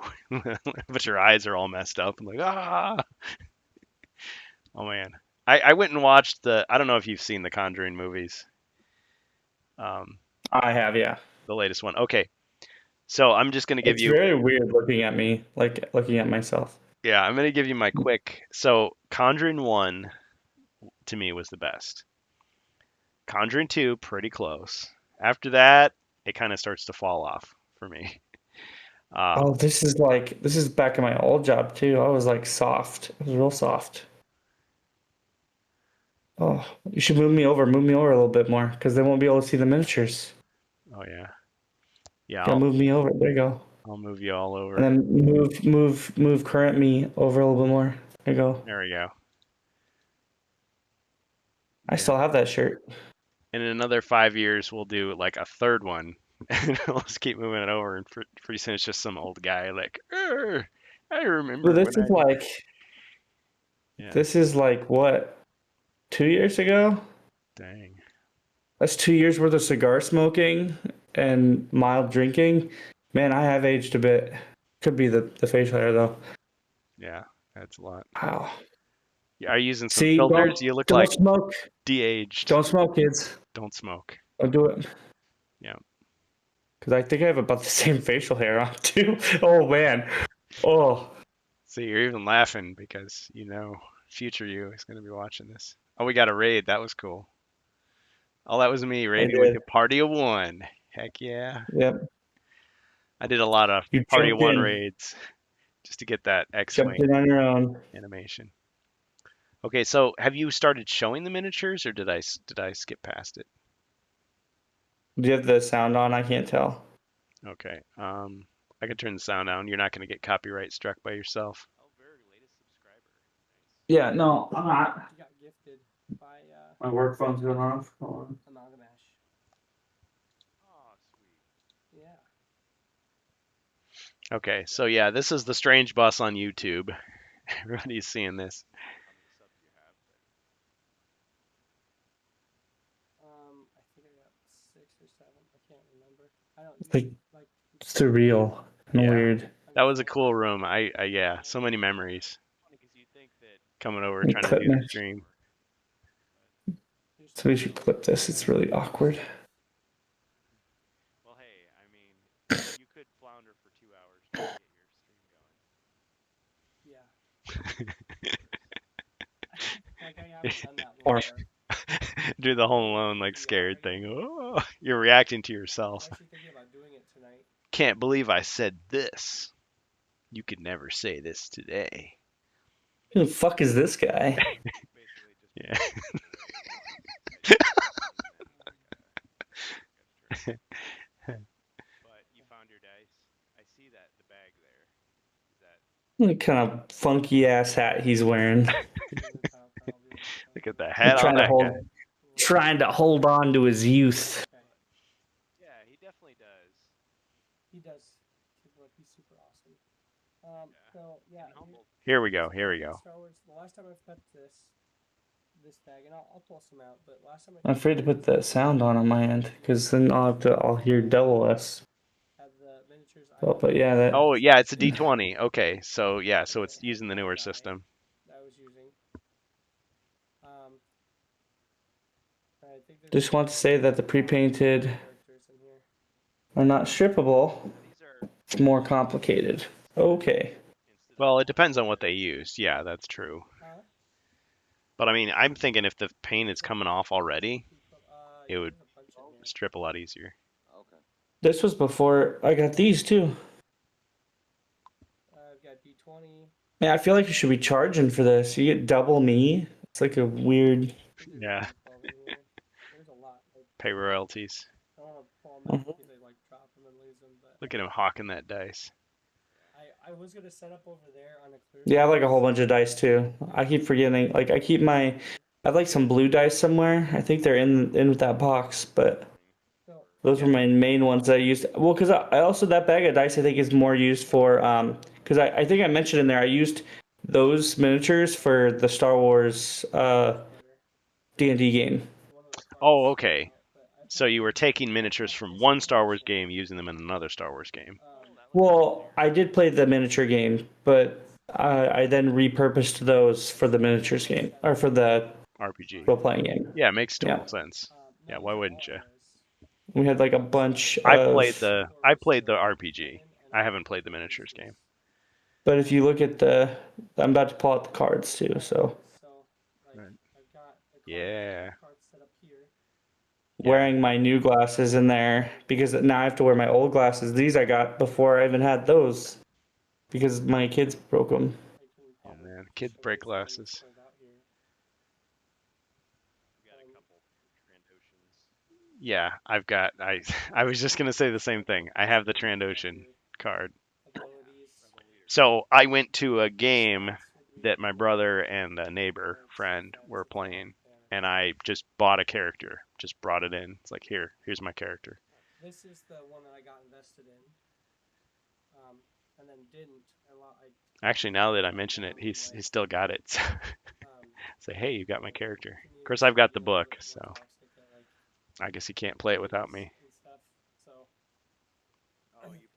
But yeah, so the statistics would be on the back. yeah, that's where I bought most of these. I mean, let's be real. You can download the rules too, but you're not Or a supposed to. con. The miniatures game was awesome. I have a ton in my parents' attic. Yeah, I have like a whole bunch of those. Like I said, if you guys didn't see this, yeah, I think I did this after I joined Kurgan for a game of HeroQuest. So I get shut Yeah. off my miniature. There you go. R.I.P. to my laptop, by the way. I don't have that laptop anymore. Still not bad. Not bad. Worthy recognition in the Archives of the Jedi Order.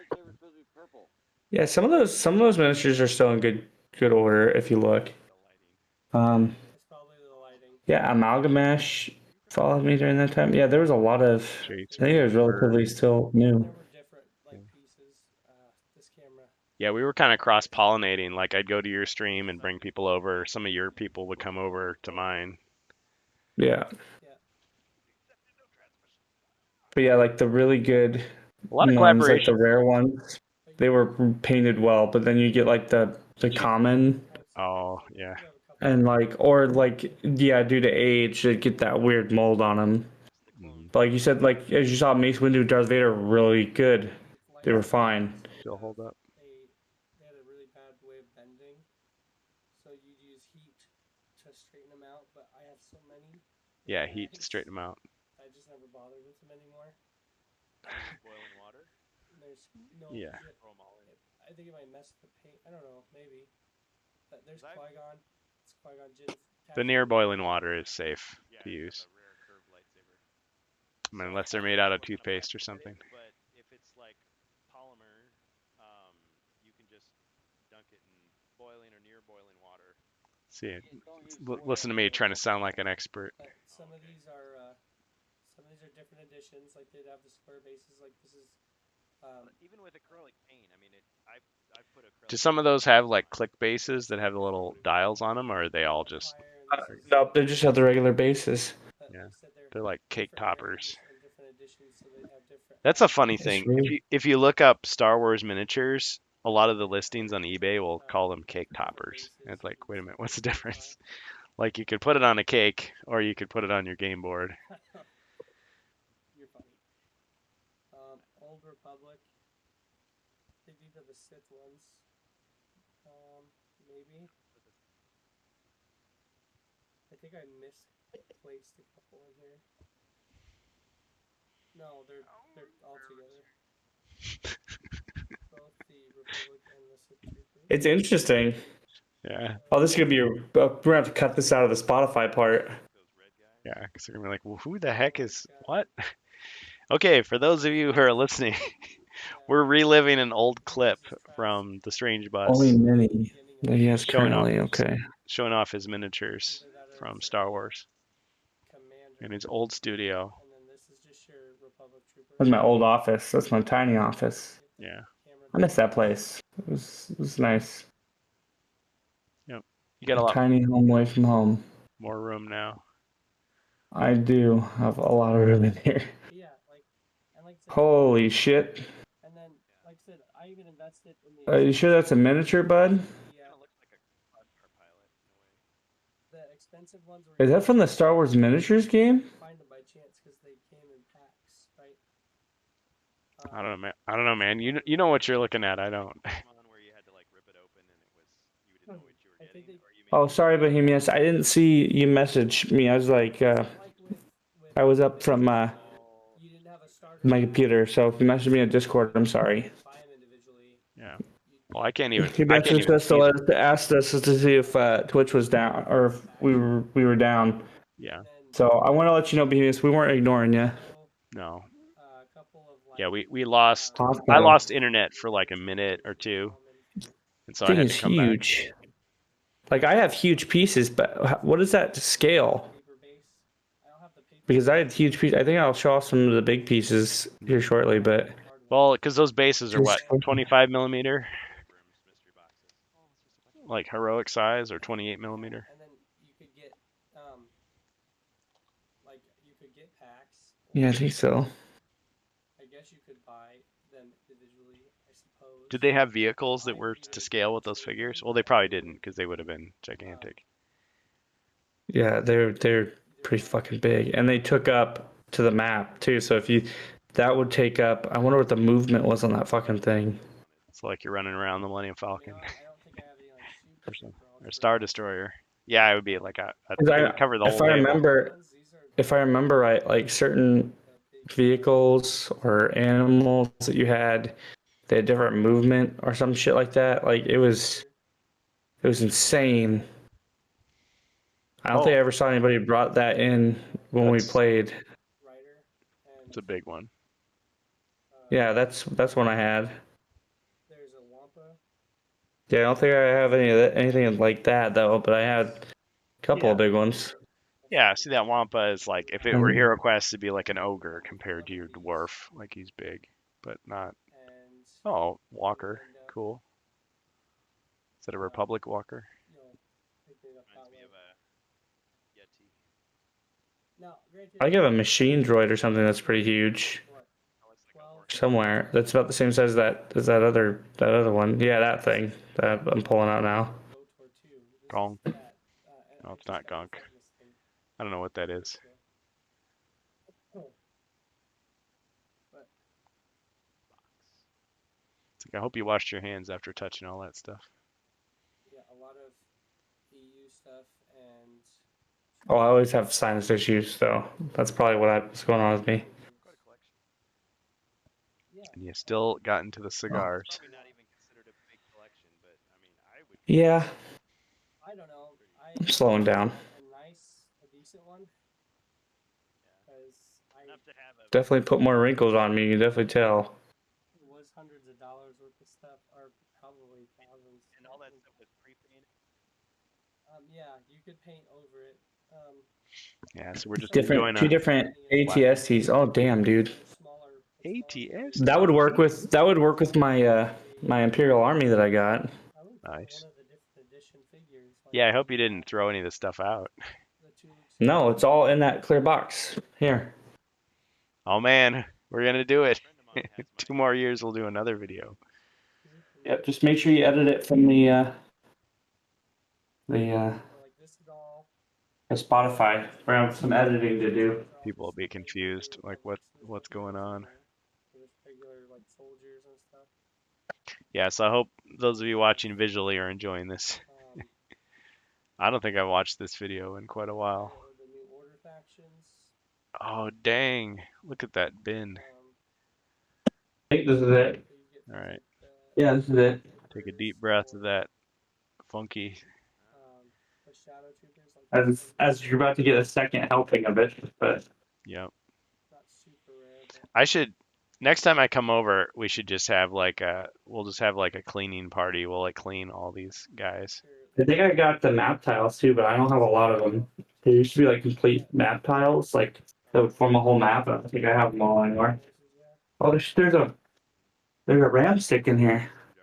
Bonus. Nice, A laptop RAM stick. 2 gigs. nice. Let's be some total And- recall stuff on there. An X-Wing. Nice. like stuff that you don't even see now. Like, Yeah, that's my dice. I have the from the X-wing miniatures game. I have the Moldy Crow that they released. Still in the package. Yeah. But Bohemius My sent me X-Wing game. a 3D printed version of it. So Oh, Bohemius, I would love you forever if you sent me a Moldy Crow and an Outrider. If you made an man. Outrider, I would love you forever. You have to I find might- him on Discord. He's on the HeroQuest fans Discord. Yeah, 'cause I might even pay you. Federation forces to even care. That guy sent me so much cool stuff. He sent me a bag of bits of Space Marines, like parts that he had been painting. So like all the Because leftovers. what I want is I wanted all the Jedi Knight stuff. I wanted Kyle Katarn's vehicles, Yep. Dash Rendars, and then I wanted to do stuff from like the X-Wing Alliance series. So like Commando. the Otana. I wanted to get the Otana done, Mm. but I don't know if anybody would have anything to print that off with. So if you found a way, If the files are out I would there. I would owe you a big fucking favor. Like for real. You hear that, Bohemius? You got a fan.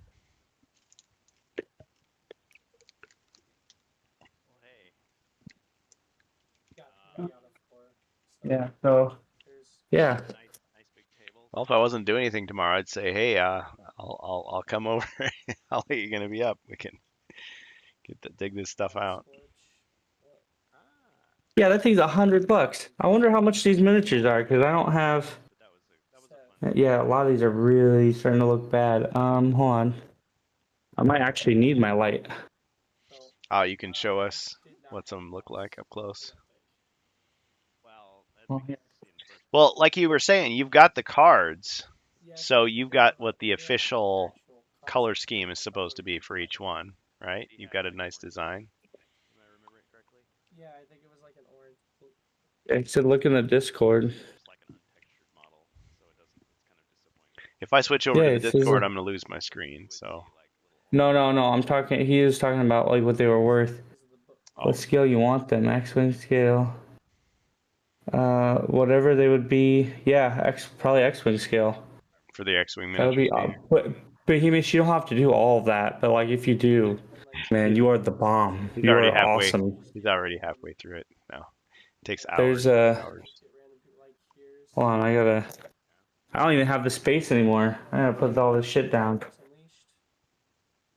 Force Unleashed. Like Force all of Unleashed. this. Oh wow. Oh yeah, Ramcoda. Yeah. Here we go. We'll get into this. I think I've got a Chewbacca Hoth in here. Go to. This would be Wookiee Freedom Fighter. Here we go. Welcome to the RANTCAAST, where we're showing off our miniatures today. Put your palm behind it. That usually will let the camera focus. Oh, is it blurry? I have to check the There we go. Much better. a little better? Yeah. Now you can. Oh, for a second I could see the detail. There we go. Yep. This is. Yeah. I can't remember her name. That might be. Force Unleashed.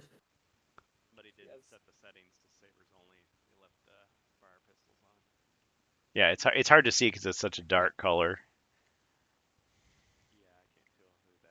Yeah, because this is Fringe and Aliens, so The Force Unleashed. these are all aliens. I think I got one that's pretty. Just get like random. This is the Trandoshan. Oh yeah, I've got that. I've got that guy. And they look. Yep. Some of them look different. It's at my Damn, friend's work on. house. But those are like your common. And then I'll have to look at it, but let's pull out a couple of these. common. I forget all you people that you had on the show, but you had a few people talking to you. Oh yeah. So here's the difference, because one of these looked good. See, this is the chant. This is the random shit that you pull through. Here's one that's not so good looking. Here's the villains. Like I said, I think Yeah. It's the same Wookiee Freedom Fighter, and it's covered in weird mold. Which is, and they're all just loose in the bag, so it's like spreading probably from figure to figure. No, man, this is the same stuff. I don't know. Well, maybe. This one looks fine. It's in the same bag. And this one is like looking not so. It's a Hoth. He's from Hoth. He's in Hoth. See, he's covered in. Just lick him clean, you know. Salt. And same guy. See? Yeah, that one's perfect. Before, after. Oh yeah, you're showing the tiles now, the room tiles. Okay, I forgot all about that. Yeah. And then Just paper. little Okay, Ewok there's guy. the Little catwalk. Ewok fella. Yep, nope. Corns. Yep. Squid head. Yeah,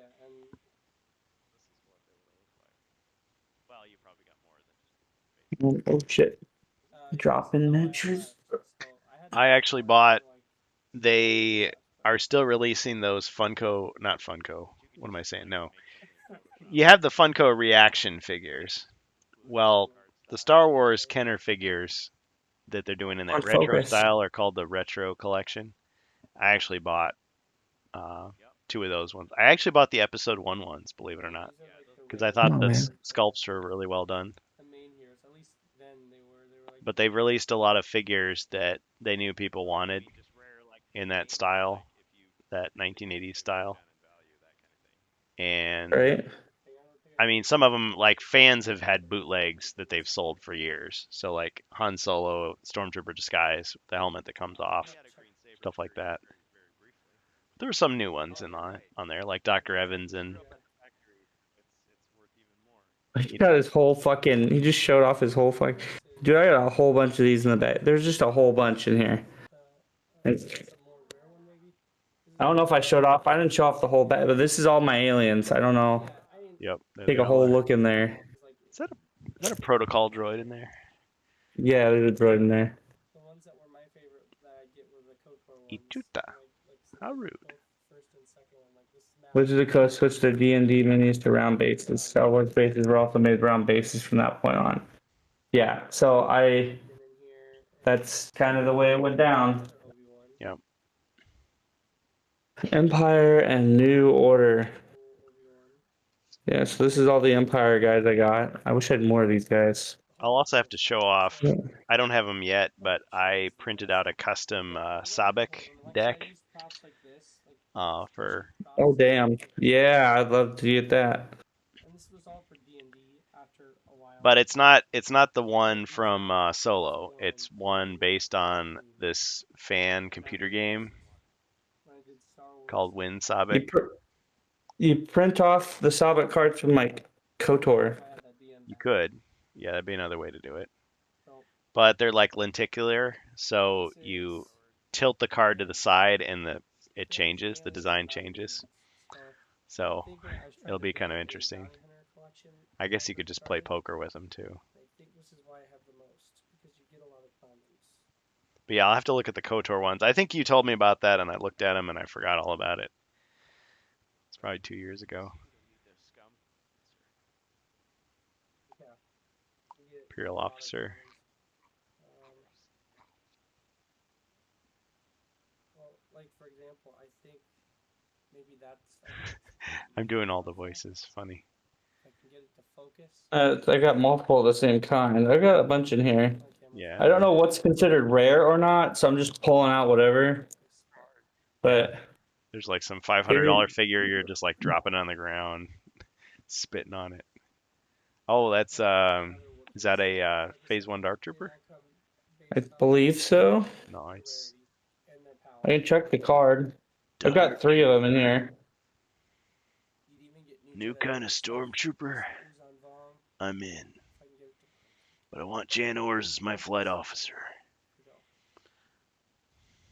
Here's a snow trooper that's about to be ready to be covered in some sort of scum. Rebel scum. And that's the square base for that one. Yeah. And then It doesn't matter. Square, round. Some of these did like it's all the same. They're all the same scale. Yeah. But yeah. Republic Trooper. the moisture or what? 'Cause Yeah, pretty cool.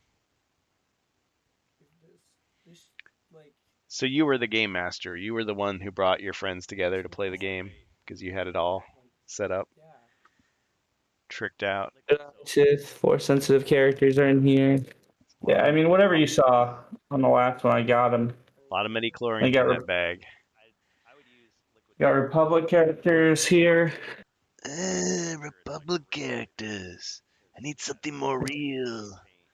You got 501st, and a lot of Delta Squad in here. I think I'm missing one. Deltas. But Republic Commandos are my faves. Yeah. We got Old Republic and the Sith are in here. I think I have a Malik character in here. Now you're a clone with a Remember synthetic it. soul. Now you're a clone. I have that song. Yeah, that was a great soundtrack. I listened to it so much playing that game. Heroes and villains. We showcased that in the last one. And then, yes, I called this the DM bag. Yeah, because I remember I put this stuff in. Yeah, because this is the DM bag. Yeah, I actually bagged this up because I used these for. I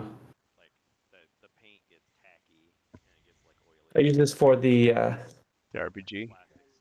RPG, and I think these were the characters that people were using. Nice. So Yeah, because you'd have your player characters and your non-player characters.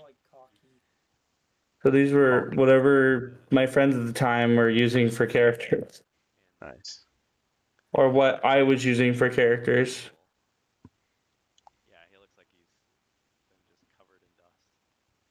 Probably should go back into their original perspective cases. Oh, this one has a click base on it. Oh, this is because this is not this is not a Star Wars miniature. This is Master Chief. Ah. Yeah, he could have gotten teleported in there. Yeah, I don't know if I showcased the DM bag, did I? There's another whole set of dice and shit in here. I'm not sure. We got another Sith Trooper. Ah. Old Sith Trooper. Yeah, I got a whole bunch of these.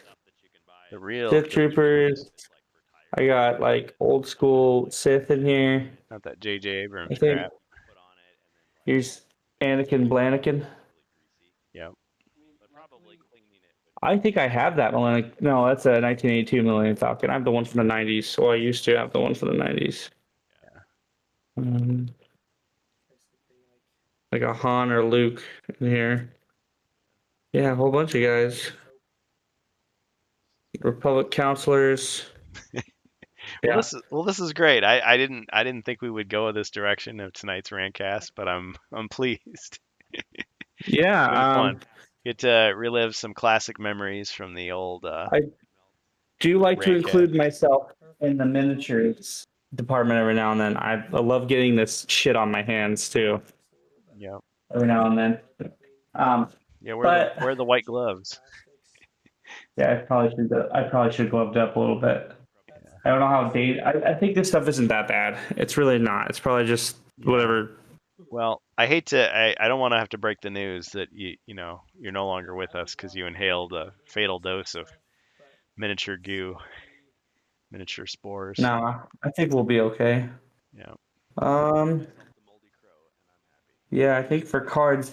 So I could probably showcase some of these a little bit more than what I had. But so there we go. Stormtroopers. Oh yeah, so you got lots of them. So different. Yeah, well, it's everything in the loadouts. collection that I have. So Yeah, every figure would have come with a card. Yep. So you got all their stats. So you meet one of these guys in the game. Could you play as these guys? Like, could you play as a stormtrooper if you wanted? Or were they always an Yeah. NPC? So I think how the miniatures worked was you set them up. So you set up your squad and whatnot. Like a skirmish battle.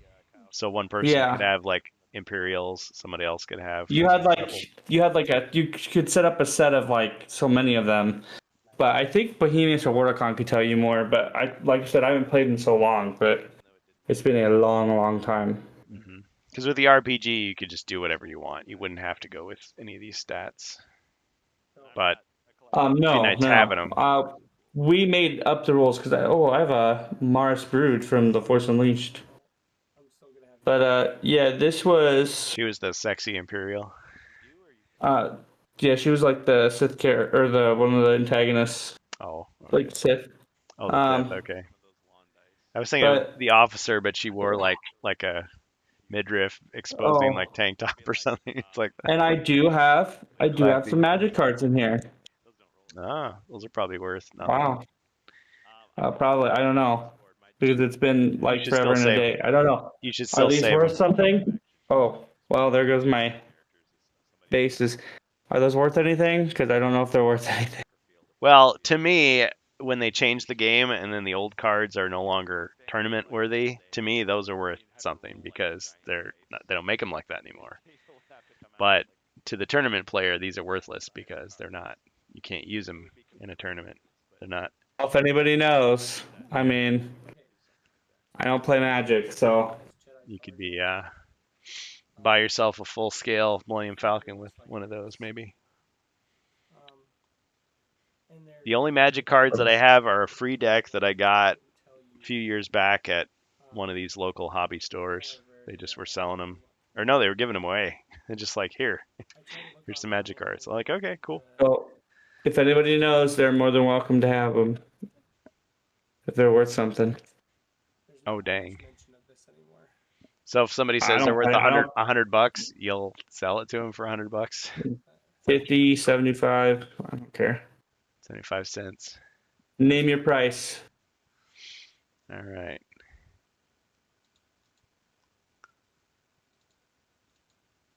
But All right. That's the end of the I'm video. not super uptight. Well, cool. RANTCAAST. Memory cast. But I have to know so work first. I did want to hear from you before the stream. You and I were talking about some of the stories. This might even be something that could be a regular segment, like the where'd he go? I'm listening. Sorry. Okay. So we have the HeroQuest Power Hour, but what about the GameStop Memories Hour? That could be something. Oh yeah, Mondays at GameStop. Oh man, I used to get so. I think you and I were talking, and I was sharing some stuff, and it's like I guess back in the day, I don't know if I always went to GameStop. It might have been EB Games or something like that. But we would have like a store at the local mall, and you go in. And for me, back in the day, it was like I would look in the bargain bin for the Sega Genesis games where they took the plastic clamshells off, and it was just the cardboard with the cartridge just in there wrapped in like saran wrap or something.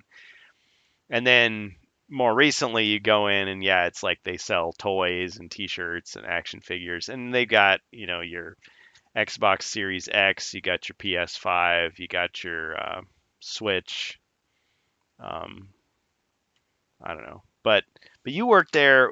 Approximately what years did you work there, if you don't mind sharing?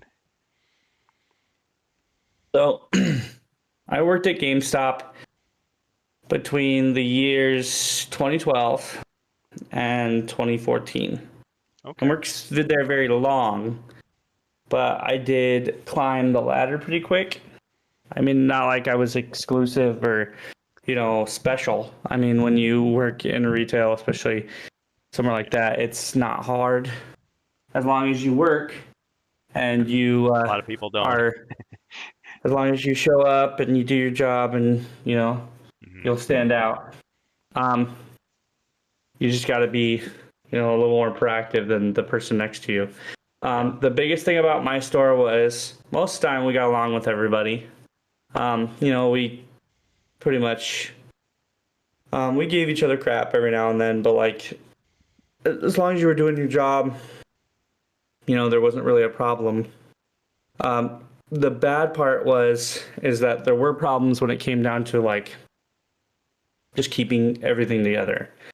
So the camaraderie was there, but like shit always went down. Like I had two managers when I worked there. I went through two managers when I worked there. My first manager, the guy who hired me, great guy. But holy crap, did he like just let everything slide. So like like the whole place would be burning down and he would just put his hand on your shoulder and go, it'll be fine.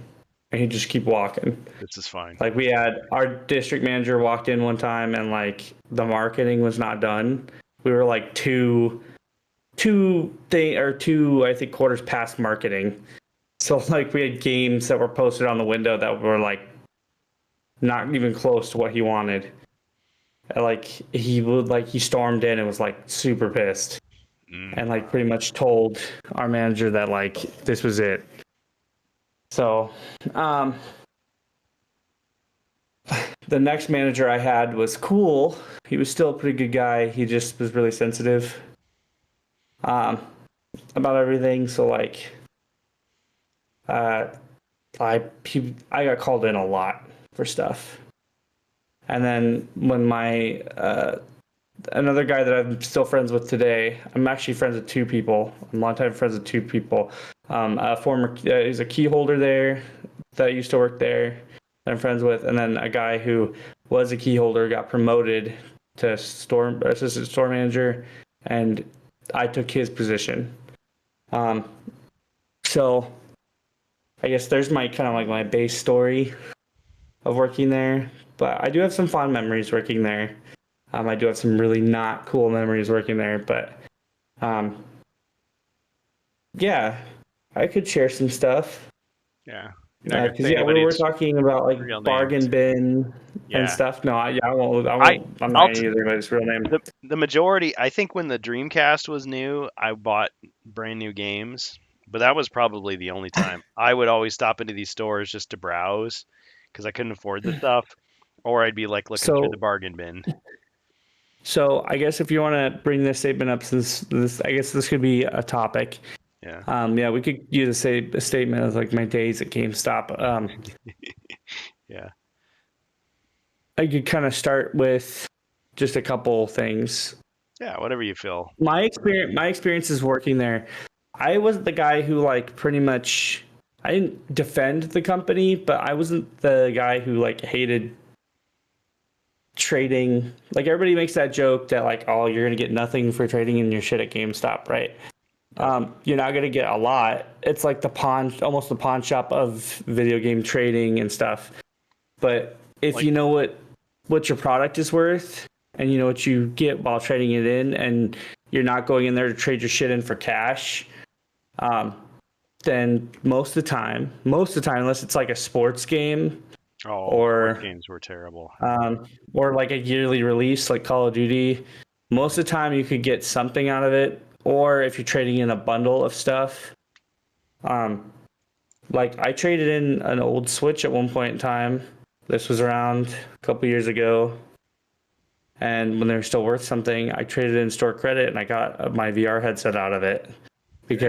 And my Switch was messed up. Like I had some major stick drift and it was random. So like they did not test it properly. Like I would have tested it because, you'll get those people who just don't do their jobs right. And I got like new prices. So, that's good for me. I traded in my Switch in 4 games and got a pretty decent amount of credit for it. Did I get almost exactly what it was worth? No. But like you can't go in there and expect to get 90% of your money back. They had what was called like the Circle of Life for their trade thing. I don't know if they still use it, but kind of like Jay's over here, like a lot of their local game stores, they price and know what their games and stuff are usually worth. I don't work there now, and they sell a lot of weird shit now, like merchandise. They try to sell older retro stuff. Yeah, but retro stuff like the PlayStation 3. Well, okay, that's where we started. So I came in during the time when the PS3 and the 360 were still new. Yep. They weren't new, but they were. We were about 2 years away from a year away from the PS4 being released and the Xbox One being released. So when I came in 2012, Sleeping Dogs I came in during the time that Sleeping Dogs had just been released. I remember that. And Borderlands 2 was coming up. Borderlands 2. So this will, I guess, will be my first real story. Yeah, I came in on that time. So the PS3 was kind of like so we had a when you walked in the store, you had a big old wall on the right side, and there was what would be, I believe, the Wii. No, it would be the 360 was on that side. It would take up probably about 60% of the store on that wall, and then the rest was PS3, and then there would be like a 30% on the front far side would be like the Wii. And they were sectioning off part of the wall for something different, and we didn't know what it was yet. So when I got hired, I got a tour of the store, and in the little middle area was our bargain bin. We had a bargain bin, and that's what I was bringing up to Kurgan here, was there was like a bargain bin with the yellow sleeves in it.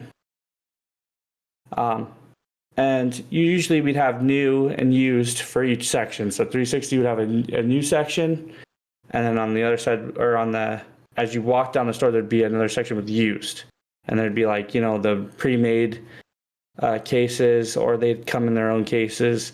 And then you go to PS3 new, PS3 used, Wii new. And then since there wasn't enough section for used, it would be in like the middle of the store in that same section. And then you'd have PC stuff lined up somewhere in the middle row of the store. But next to that, in the middle row of the store, in like a big grate was lined up, and each row would just be PS2 sleeves. They were little yellow sleeves, and they'd have PS2 discs. They were like the little and envelope it was PS2 with the disc inside. Yeah. Wow. Yes. So, and they would range anywhere from 99 cents to like 10 to 20 bucks, depending on the game. And that was our bargain bin. Like, we didn't do retro over there. This was before we started taking in iDevices. This was before a lot of stuff. So when I first worked there, we took in trade for consoles, stuff like that, and our bargain bin was that. We had accessories, all that stuff. So yeah, I would notice lots of people would come in for those, but around the time the PS4 was starting to cycle in, and we got the Wii U was kind of not really selling. I just noticed a big trend as I became like a key holder there, and I had to set up for the PS4 and stuff, which was a great time. I loved doing that. Being there for a game launch was awesome. But I noticed that a lot of people would go in there because those prices would get cheaper. We wanted them gone.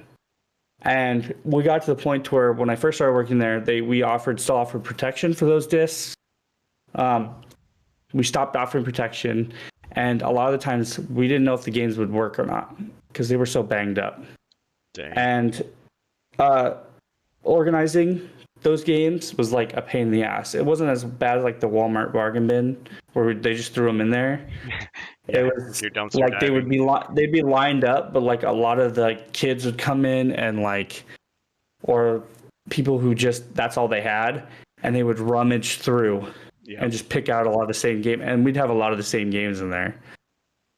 So when the PS4 and Xbox One released, what would happen was we had to take off a good chunk of shelving off the wall and put the stuff up, and then the PS3 and the 360 had to go on the far side of the wall for that, so we could just make room for the new stuff. Well, what would happen to good old PS2?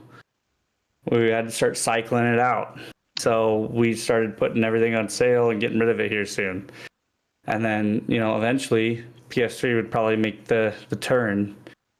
So when Karen brought up that PS3 is now retro, it turned my stomach because PS3 to me was like the height of the turn for consoles. Like it was kind of like how PS2 and PS1 were kind of like they were like the first real graphical turn.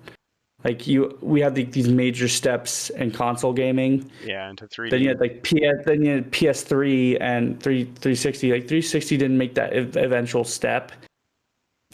because like I think they were released a little early, but they had good looking games. It's just like PS3 released, and even though Xbox was still leading the way, it was just like, whoa, Xbox was like popular, but it had so many problems at the start. They had all those hardware issues with the damaged disc readers and the things yeah, overheating. They had to release the but slim version. PS3 you could also make that statement too because it was hell to develop on, and emulating games now still is hard because of how that console was hellish to make the development for. Hmm. Yeah, I guess I've heard a little So bit about the development kits. I don't. Were they really yeah, it was a expensive or they pain were in the ass. hard to code for? Yeah, so 360 was definitely the console to have, but like people testing and emulating games now for these consoles with the fight against emulation plus all that, it's slow. It's a slow burn, but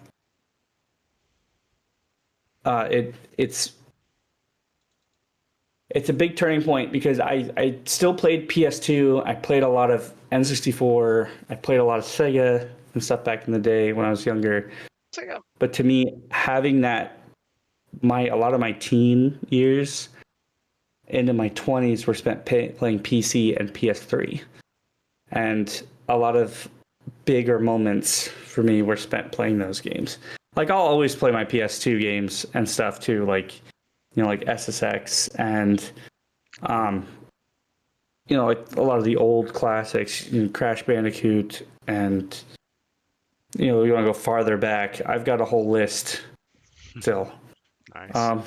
I mean, we did that emulation run not too long ago. Yeah. So, but it just throws me off that the PS3 is almost 20 years old. Yeah. So keep that in mind, guys. And that 360 is now 2 decades.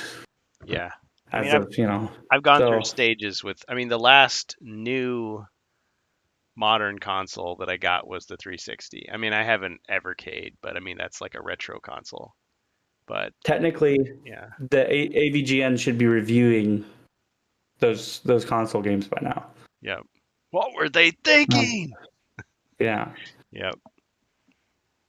So like that's where we're at the moment. Yeah. So people will be watching the ranting and the spoofing who have grown up after that game was released. Yeah. Yeah. It's crazy. Crazy to think. Time marches on. For whom the bell tolls. But I have a lot of freaky stories there too that I'll probably bring up later. But yeah, the big story I was bringing up with Kurgan was like the launch of the PS4 and the Xbox One, because the Xbox One was a funky launch for us because it had so many issues. Interesting. And the PS4 was great for me. I want to hear because the Xbox One. Well, the Xbox One, when they first announced it, it was supposed to be an online-only console. Oh yeah. Like I said, like I told people before, when they're trying to do this, they're still trying to do this shit now. Yep. Like with the whole online only and the you don't own your games type shit. Like Xbox tried to do this before with the Xbone, and people fucking hated it. Yep. And they weren't gonna buy it, and they're like, Bill Spencer backed it up. It's like, oh no, don't worry about that. No used games. They were saying you can, you can take your Xbox offline. It just has to check in every now and then. And so they backed it up, and they had to redo everything. It fucked with the Xbox. So, and then they still tried to force the Kinect down your throat. At one point in time, like it came bundled with the Kinect, and it had to be on and shit like that. Like the Kinect would operate on. Do you remember that? There were people who were saying that like it would like see through your clothes and like record your junk and stuff. I don't know if that was to me. It was the fact that it was on while it was plugged in, like in your console was off. It could be spying on you. It could be a security issue. That was a weird thing, and so I just avoided the Xbox for the longest time, and it took a nosedive because it was also built like shit. It was just a box with like kind of a built, like a horribly built PC in it, and like the PS4 had really good airflow. It had like if you chose to take it apart against Sony's wishes, they still had like screw holders in there. They had a way for both people to like the manufacturer take it apart and you. And it wasn't easy, but it was friendly to take apart. And so, that was nice. It also had hard drive accessibility, like easy hard drive accessibility. And I liked Killzone Shadowfall. So, a lot of somewhat decent launch titles for the PS4. A lot of people didn't like them, but I didn't mind Killzone. And I remember some of the big titles that came out then for console. So, and that was still a time when you could have a console and have a PC because consoles had big exclusives and you bought the console for that reason. Now they're just taking advantage of PC, and I don't particularly know why, but I think it's just a money thing. Like they make more money off the game now than they do anything else. So you'd think they'd, make a contract with the hardware manufacturer, but I don't know. So, but I think console's still going to make money because now they're going to try to incorporate 3 different types of consoles with the next gen console now.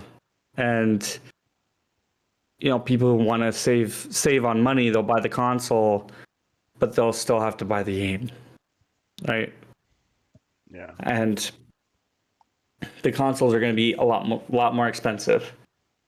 And they won't have like a COVID excuse. They're just going to say, well, our consoles are more powerful now. They'll handle the weight almost like a PC. And now PCs are super fucking expensive. So you either buy the console or you spend an arm and a leg on a PC.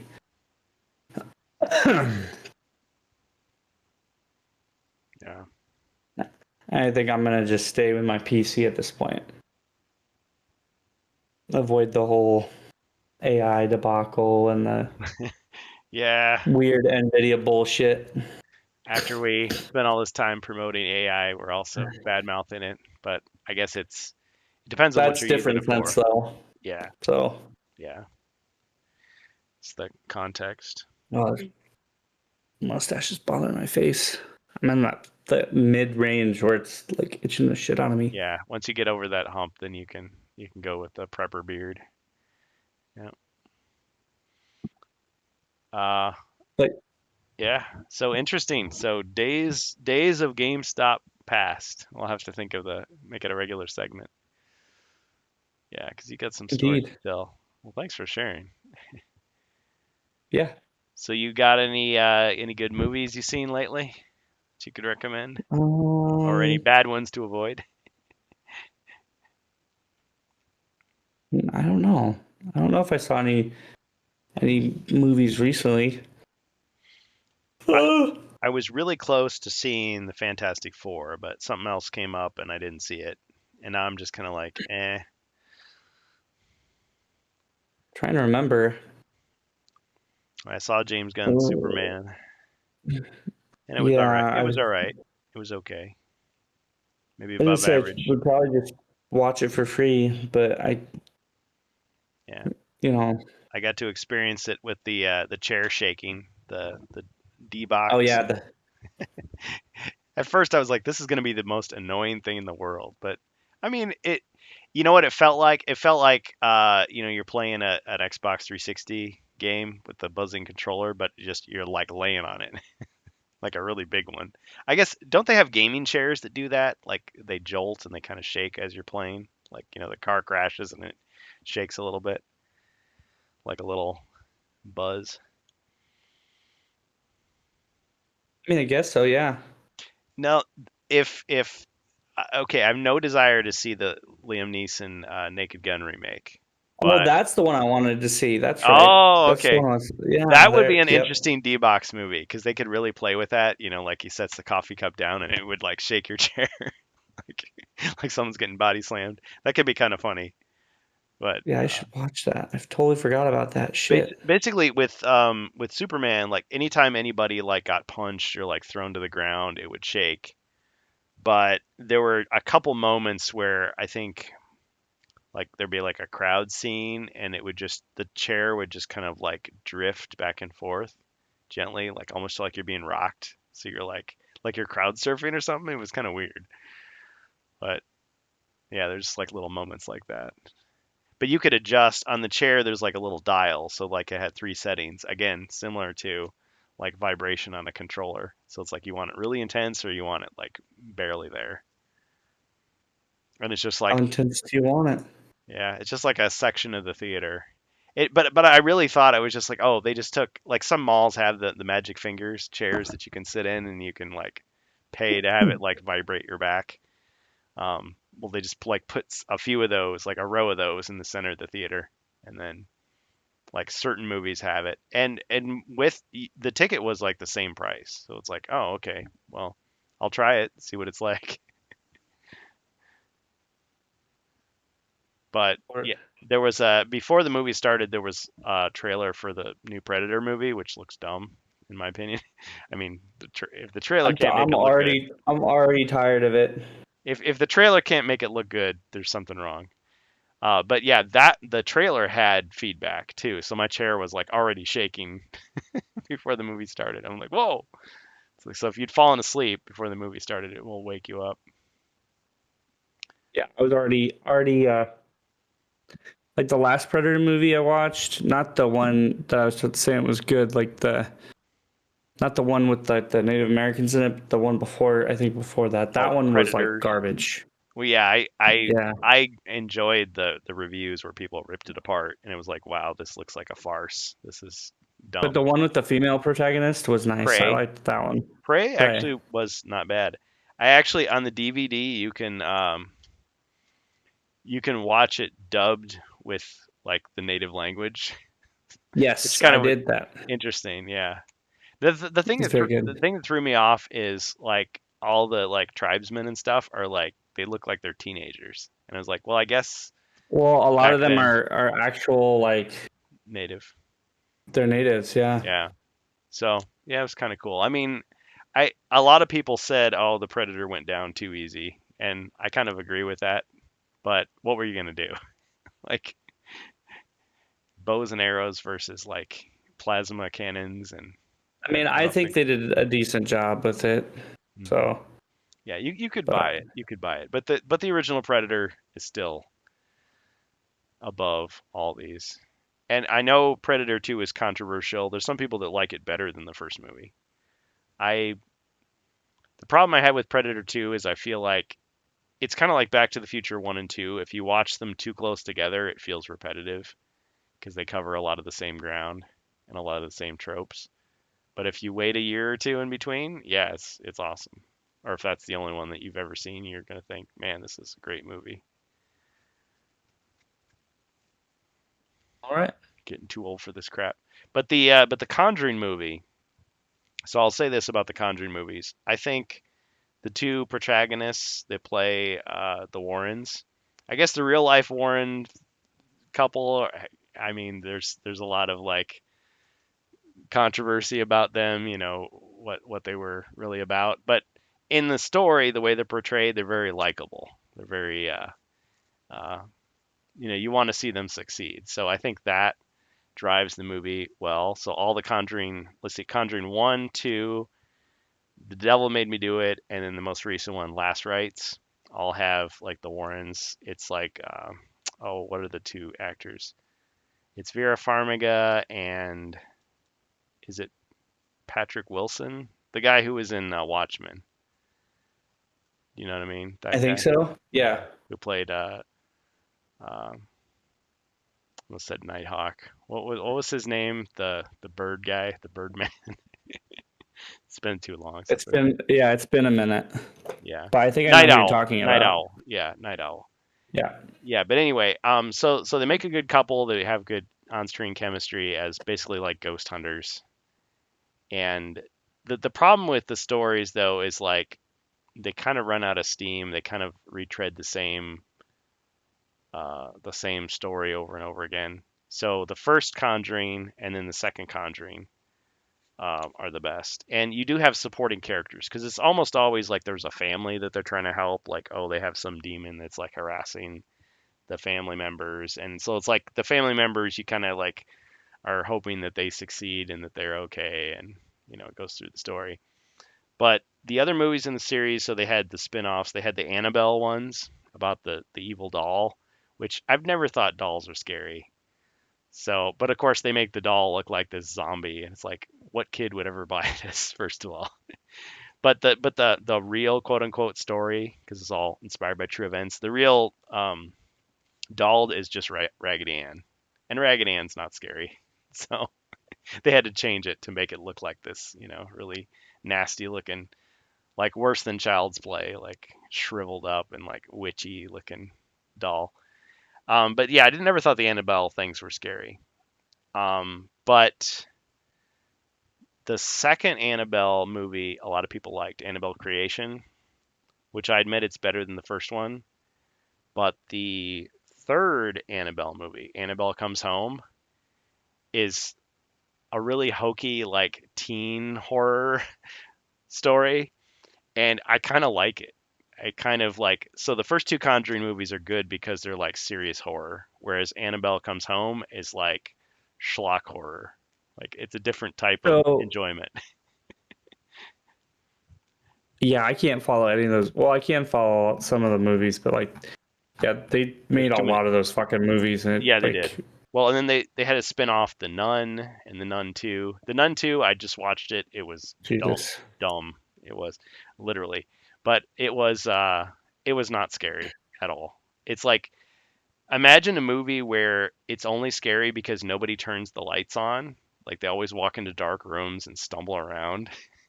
It's like, just turn the lights on. Like you'd solve all these, and it's all jump scares. Like nothing scary. It's just because you startled me. That's how you got me. It's like, okay, that's just not.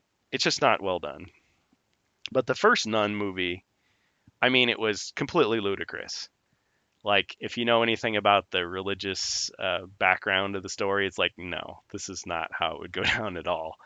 But if you just kind of like set that aside, and just kind of enjoy it, like it's like a haunted house story, it's Mhm. kind of fun. But again, it's in that schlock horror. It's like in the Evil Dead, not quite that far not quite approaching Evil Dead 2 like levels of comedy, but kind of unintentionally that way. There's just a lot of like really hokey stuff. Like people laughed in the theater. Like that's what it was. But I enjoyed it. I enjoyed it for that. So I would say if you see Okay. any of the series, I would say Conjuring 1 and 2 if you want the serious ones.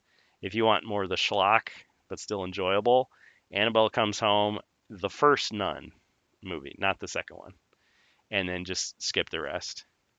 If you see The Conjuring Last Rites, get more of the Warrens, it's okay.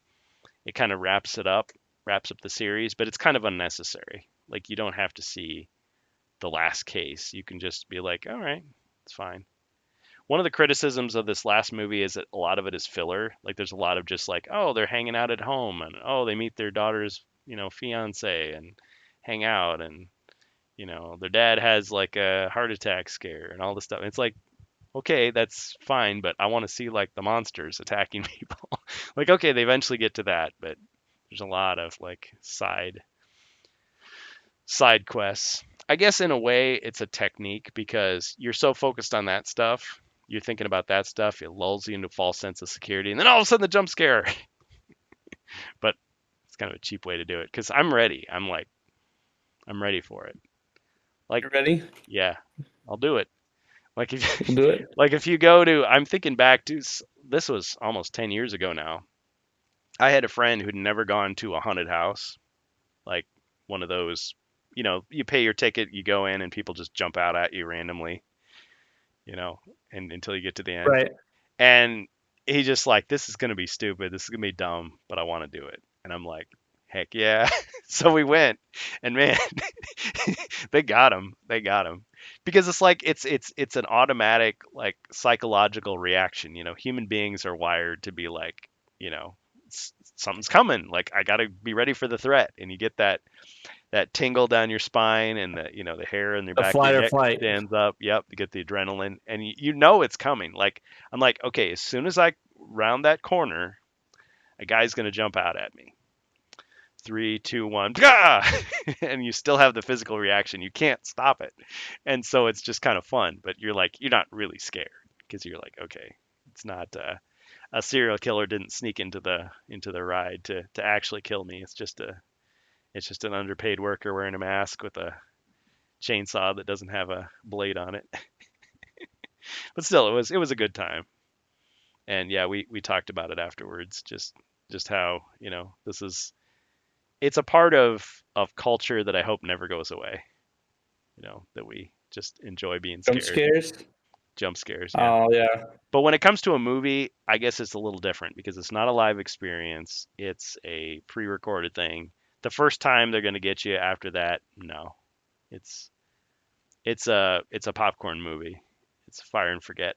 I appreciate the horror stories that have more to it, more Well, that's why I'm friends, thinking like it's characters, harder. lore. It's harder to get into horror because Very hard.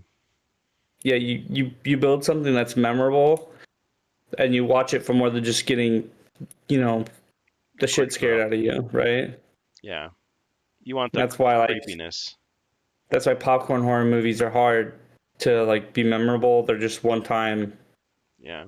cash rakers. But Well, um, and it's psychologically it's funny too because I tend to think the best horror movies are the ones that kind of like leave you feeling creeped out a little bit afterwards. Like you get home and you turn out the lights and you're tucking yourself into bed and just for a split second you're like you want to check under your bed to make sure there's no like monster there just for a second, and then you're like, oh, okay.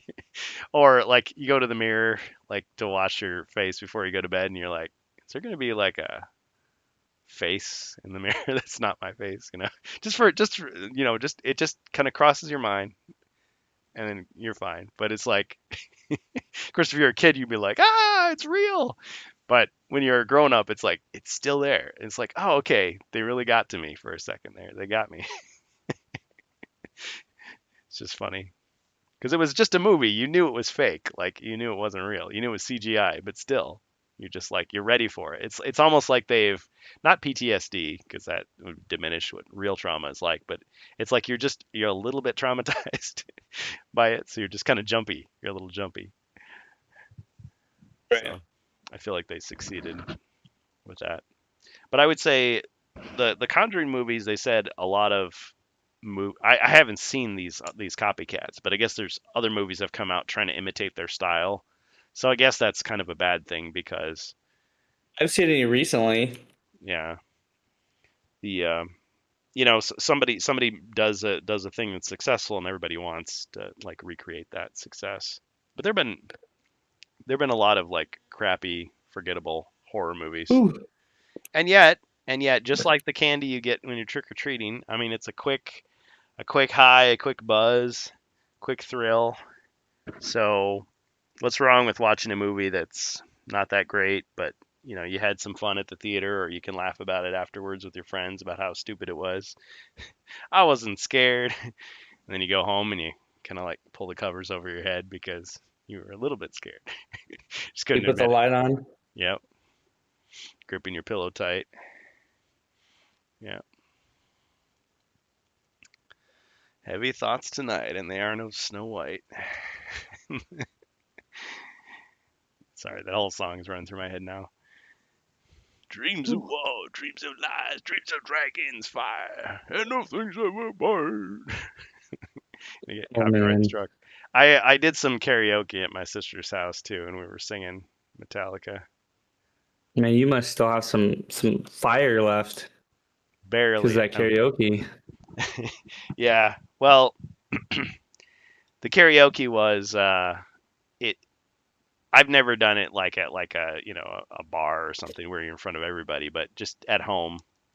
And it's like whenever I do a song, I try to imitate the way the singer does it, like on the recording.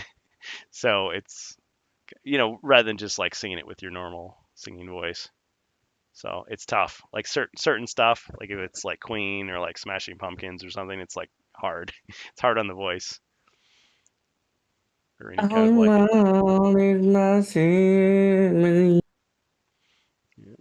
I'm in love with my car. Got a feel for my automobile. Man. Yeah. So karaoke responsibly. Indeed. Wipe off the microphone when you're done.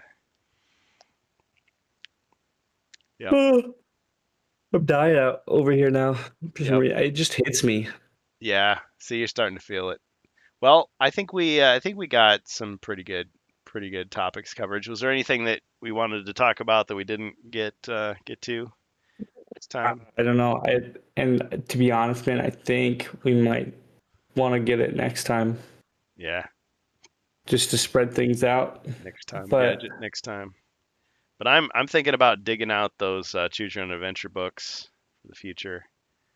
I also see that Lone Wolf is coming out with some more of the re-releases of the Grandmaster books from that old series. So I'm excited about those by the end of the year. And yeah, ooh, it'll be nice. I know Amalgamash all did some right. of those on his stream. I'm still waiting because I want to do it proper, like do a proper like retrospective on it. But some of those other books, yeah, I mean, get some Ghost Hunter going, or what were some of the other ones we read? Midnight at Monster Mansion, Vampire Spies and Alien Beings, Yeah, Star Wars, Choose Your Own Adventure. we did do that. Yep. Got to do the voices.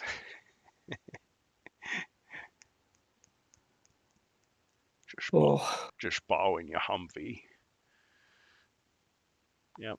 All right. Well, I guess if that's all we got for tonight, that's it. We had a lot of good memories. sorry. So usually I'm the one that gets tired. Well, it's because, man, I've been I've been pulling You've been doing a those lot. 75-inch machines like the last 2 weeks. So I get worn out really quick. This week we haven't done any of that, but I'm still like going out to sites. So I come home, I'm like, I kind of feel it, but I've been running on a lot of caffeine. So I was really good. And then 11 o'clock hit, and I was like, whoa. Yeah, it kind of leaves you. Yeah, man. It does.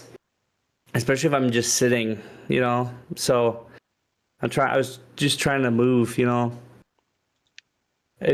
I wish, man. Like, that's what I'm saying, like, just younger me. Like, that 2 years ago, I was ready to go. Yep. And I do a lot more labor now on top of that. So, Youth is wasted on the young, I'd say. well, I mean, I added 2 more kids, and then Yeah. I'm working 14 hours on top of that. Kills me a little bit. But Yeah. I want to get back to doing all the extra stuff. It's just if I do that, I'm gonna be dead. Be dead Don't at die. 35. Yeah, man. Yeah. Somebody was But saying how long have we gone for? What's the time? 11:41. What Oh, is there anything in the chat there we need to address? Anybody no. calling you out? We already read out our messages. So Nice. All right. Well, you can check out my stuff, XSC3, home of HeroQuest fans, on YouTube, twitch.tv/HeroQuest fans. I do my weekend streams Friday and Saturday. So Friday 2:15 and on, and then Saturday 7 to 9 p.m. Central Standard Time, Saturdays. And it goes to YouTube 48 hours after that. Like I said, on the 19th, the plan is get Luca Posky in here. If all goes well, we'll do our Wizard Quest Pack reveal and play. And I mean, the quest might need some modifications depending on who shows up, but we can show how versatile it's possible to do with these things. I'm excited. Sorry, trying to Yep. keep it together. Yep. Once again, I'm gonna attempt to stop by, especially if you got, something cool going on. Yeah, that's what we hope. Well, this time we'll be starting at about 2 p.m. I mean, as Okay. near as we can, so we don't have technical issues, of course. And we try to go 2 hours, but sometimes we go 3 hours. Sometimes we've gone 4 hours, but those are some rough ones. Like you can tell people are tired. So Yeah. maybe 2 or 3 hours, depending on how it goes. I think the quest he's got for us is not that long though. So I mean, we could have it done. We might run like another quest because I've got another short quest. We got that one from Gen Con that we've never run on the stream. That's a pretty short one. So yeah, and then Saturday will just be the normal Jungles of Delthrak, and then the following week we'll be back to against the Ogre Horde. But let's Okay. see, Halloween is at the end of October. That's going to be on a Friday. So at the end of October, I'll probably take that weekend off from streaming. But there's nothing stopping us other than family responsibilities from doing spooky themed streams somewhere in that time. Definitely like to do some stuff. So don't be surprised if you go to HeroQuest fans and instead of playing a live game, we're just doing like game books. I mean, I guess those are kind of live. It's like, okay, do we want to do option 1, 2, 3, 4, vote? Should do some Aliens Colonial Marines. That would be awesome. I would definitely be down for that too. Some video gaming. Man, if I wasn't so dog tired, we'd pull off Do it right like an now. hour or something of it right now. Yeah, man. Oh, I'm pretty tired too. I'd probably wake up partway through, but yeah, I mean, pay for it the next if day. I was like, if we were like doing something, maybe I don't know. Yeah. Uh, See, back in the day, you'd have your mom make stovetop, invite me over. you, Yeah. well, I don't know. Maybe tomorrow. Maybe what's if I get back tomorrow? Maybe tomorrow night. If you want to do something, you should do some Colonial Marines. Well, let's see. Tomorrow's my late shift though. I work pretty late. Well, then after 9 your late o'clock. shift, come Ah, maybe. I just got to get up again on. the next day. If That's fine. if I'm gonna do, yeah, that's fine. Easy for you to say. That's fine. Yeah. Yeah. My best time to do stuff is still Tuesday night because I don't have to get up early on Wednesday. Or Okay, well here. if How it about takes the that? place How of about a this Friday then? or a Saturday. I'll get some coffee. We'll power through it. Dang. See, here I was like, I'm just getting tired. But if this is your Challenge. only day to do stuff, we'll finalize our podcast. We'll get some Colonial Marines going. I mean, you haven't played any games in a while, and this could be our one night What to about jam. what about next Tuesday? You never know with me, brother. I don't know, and I gotta be in Madison at some point in time in the next couple of weeks. You have So, like I said, this could be our only night to jam, if only for an hour. oh dang. Well, Yeah. would we do it on your stream? I could get the stream started. It wouldn't be very great looking, but yeah, I could do it on my stream. Okay. Well, let's call an end to the Rantcast at least. And Okay. see if we can figure it out. If it's too hard, we'll just have to hope there's another Tuesday. We'll put it in on the Discord whether or not we're doing it or not. But yeah, well let's end the stream here and then we'll plan it out. All right. Rantcast. Thanks for joining us, everybody. Take care. Have a good night. We'll see you we can raid.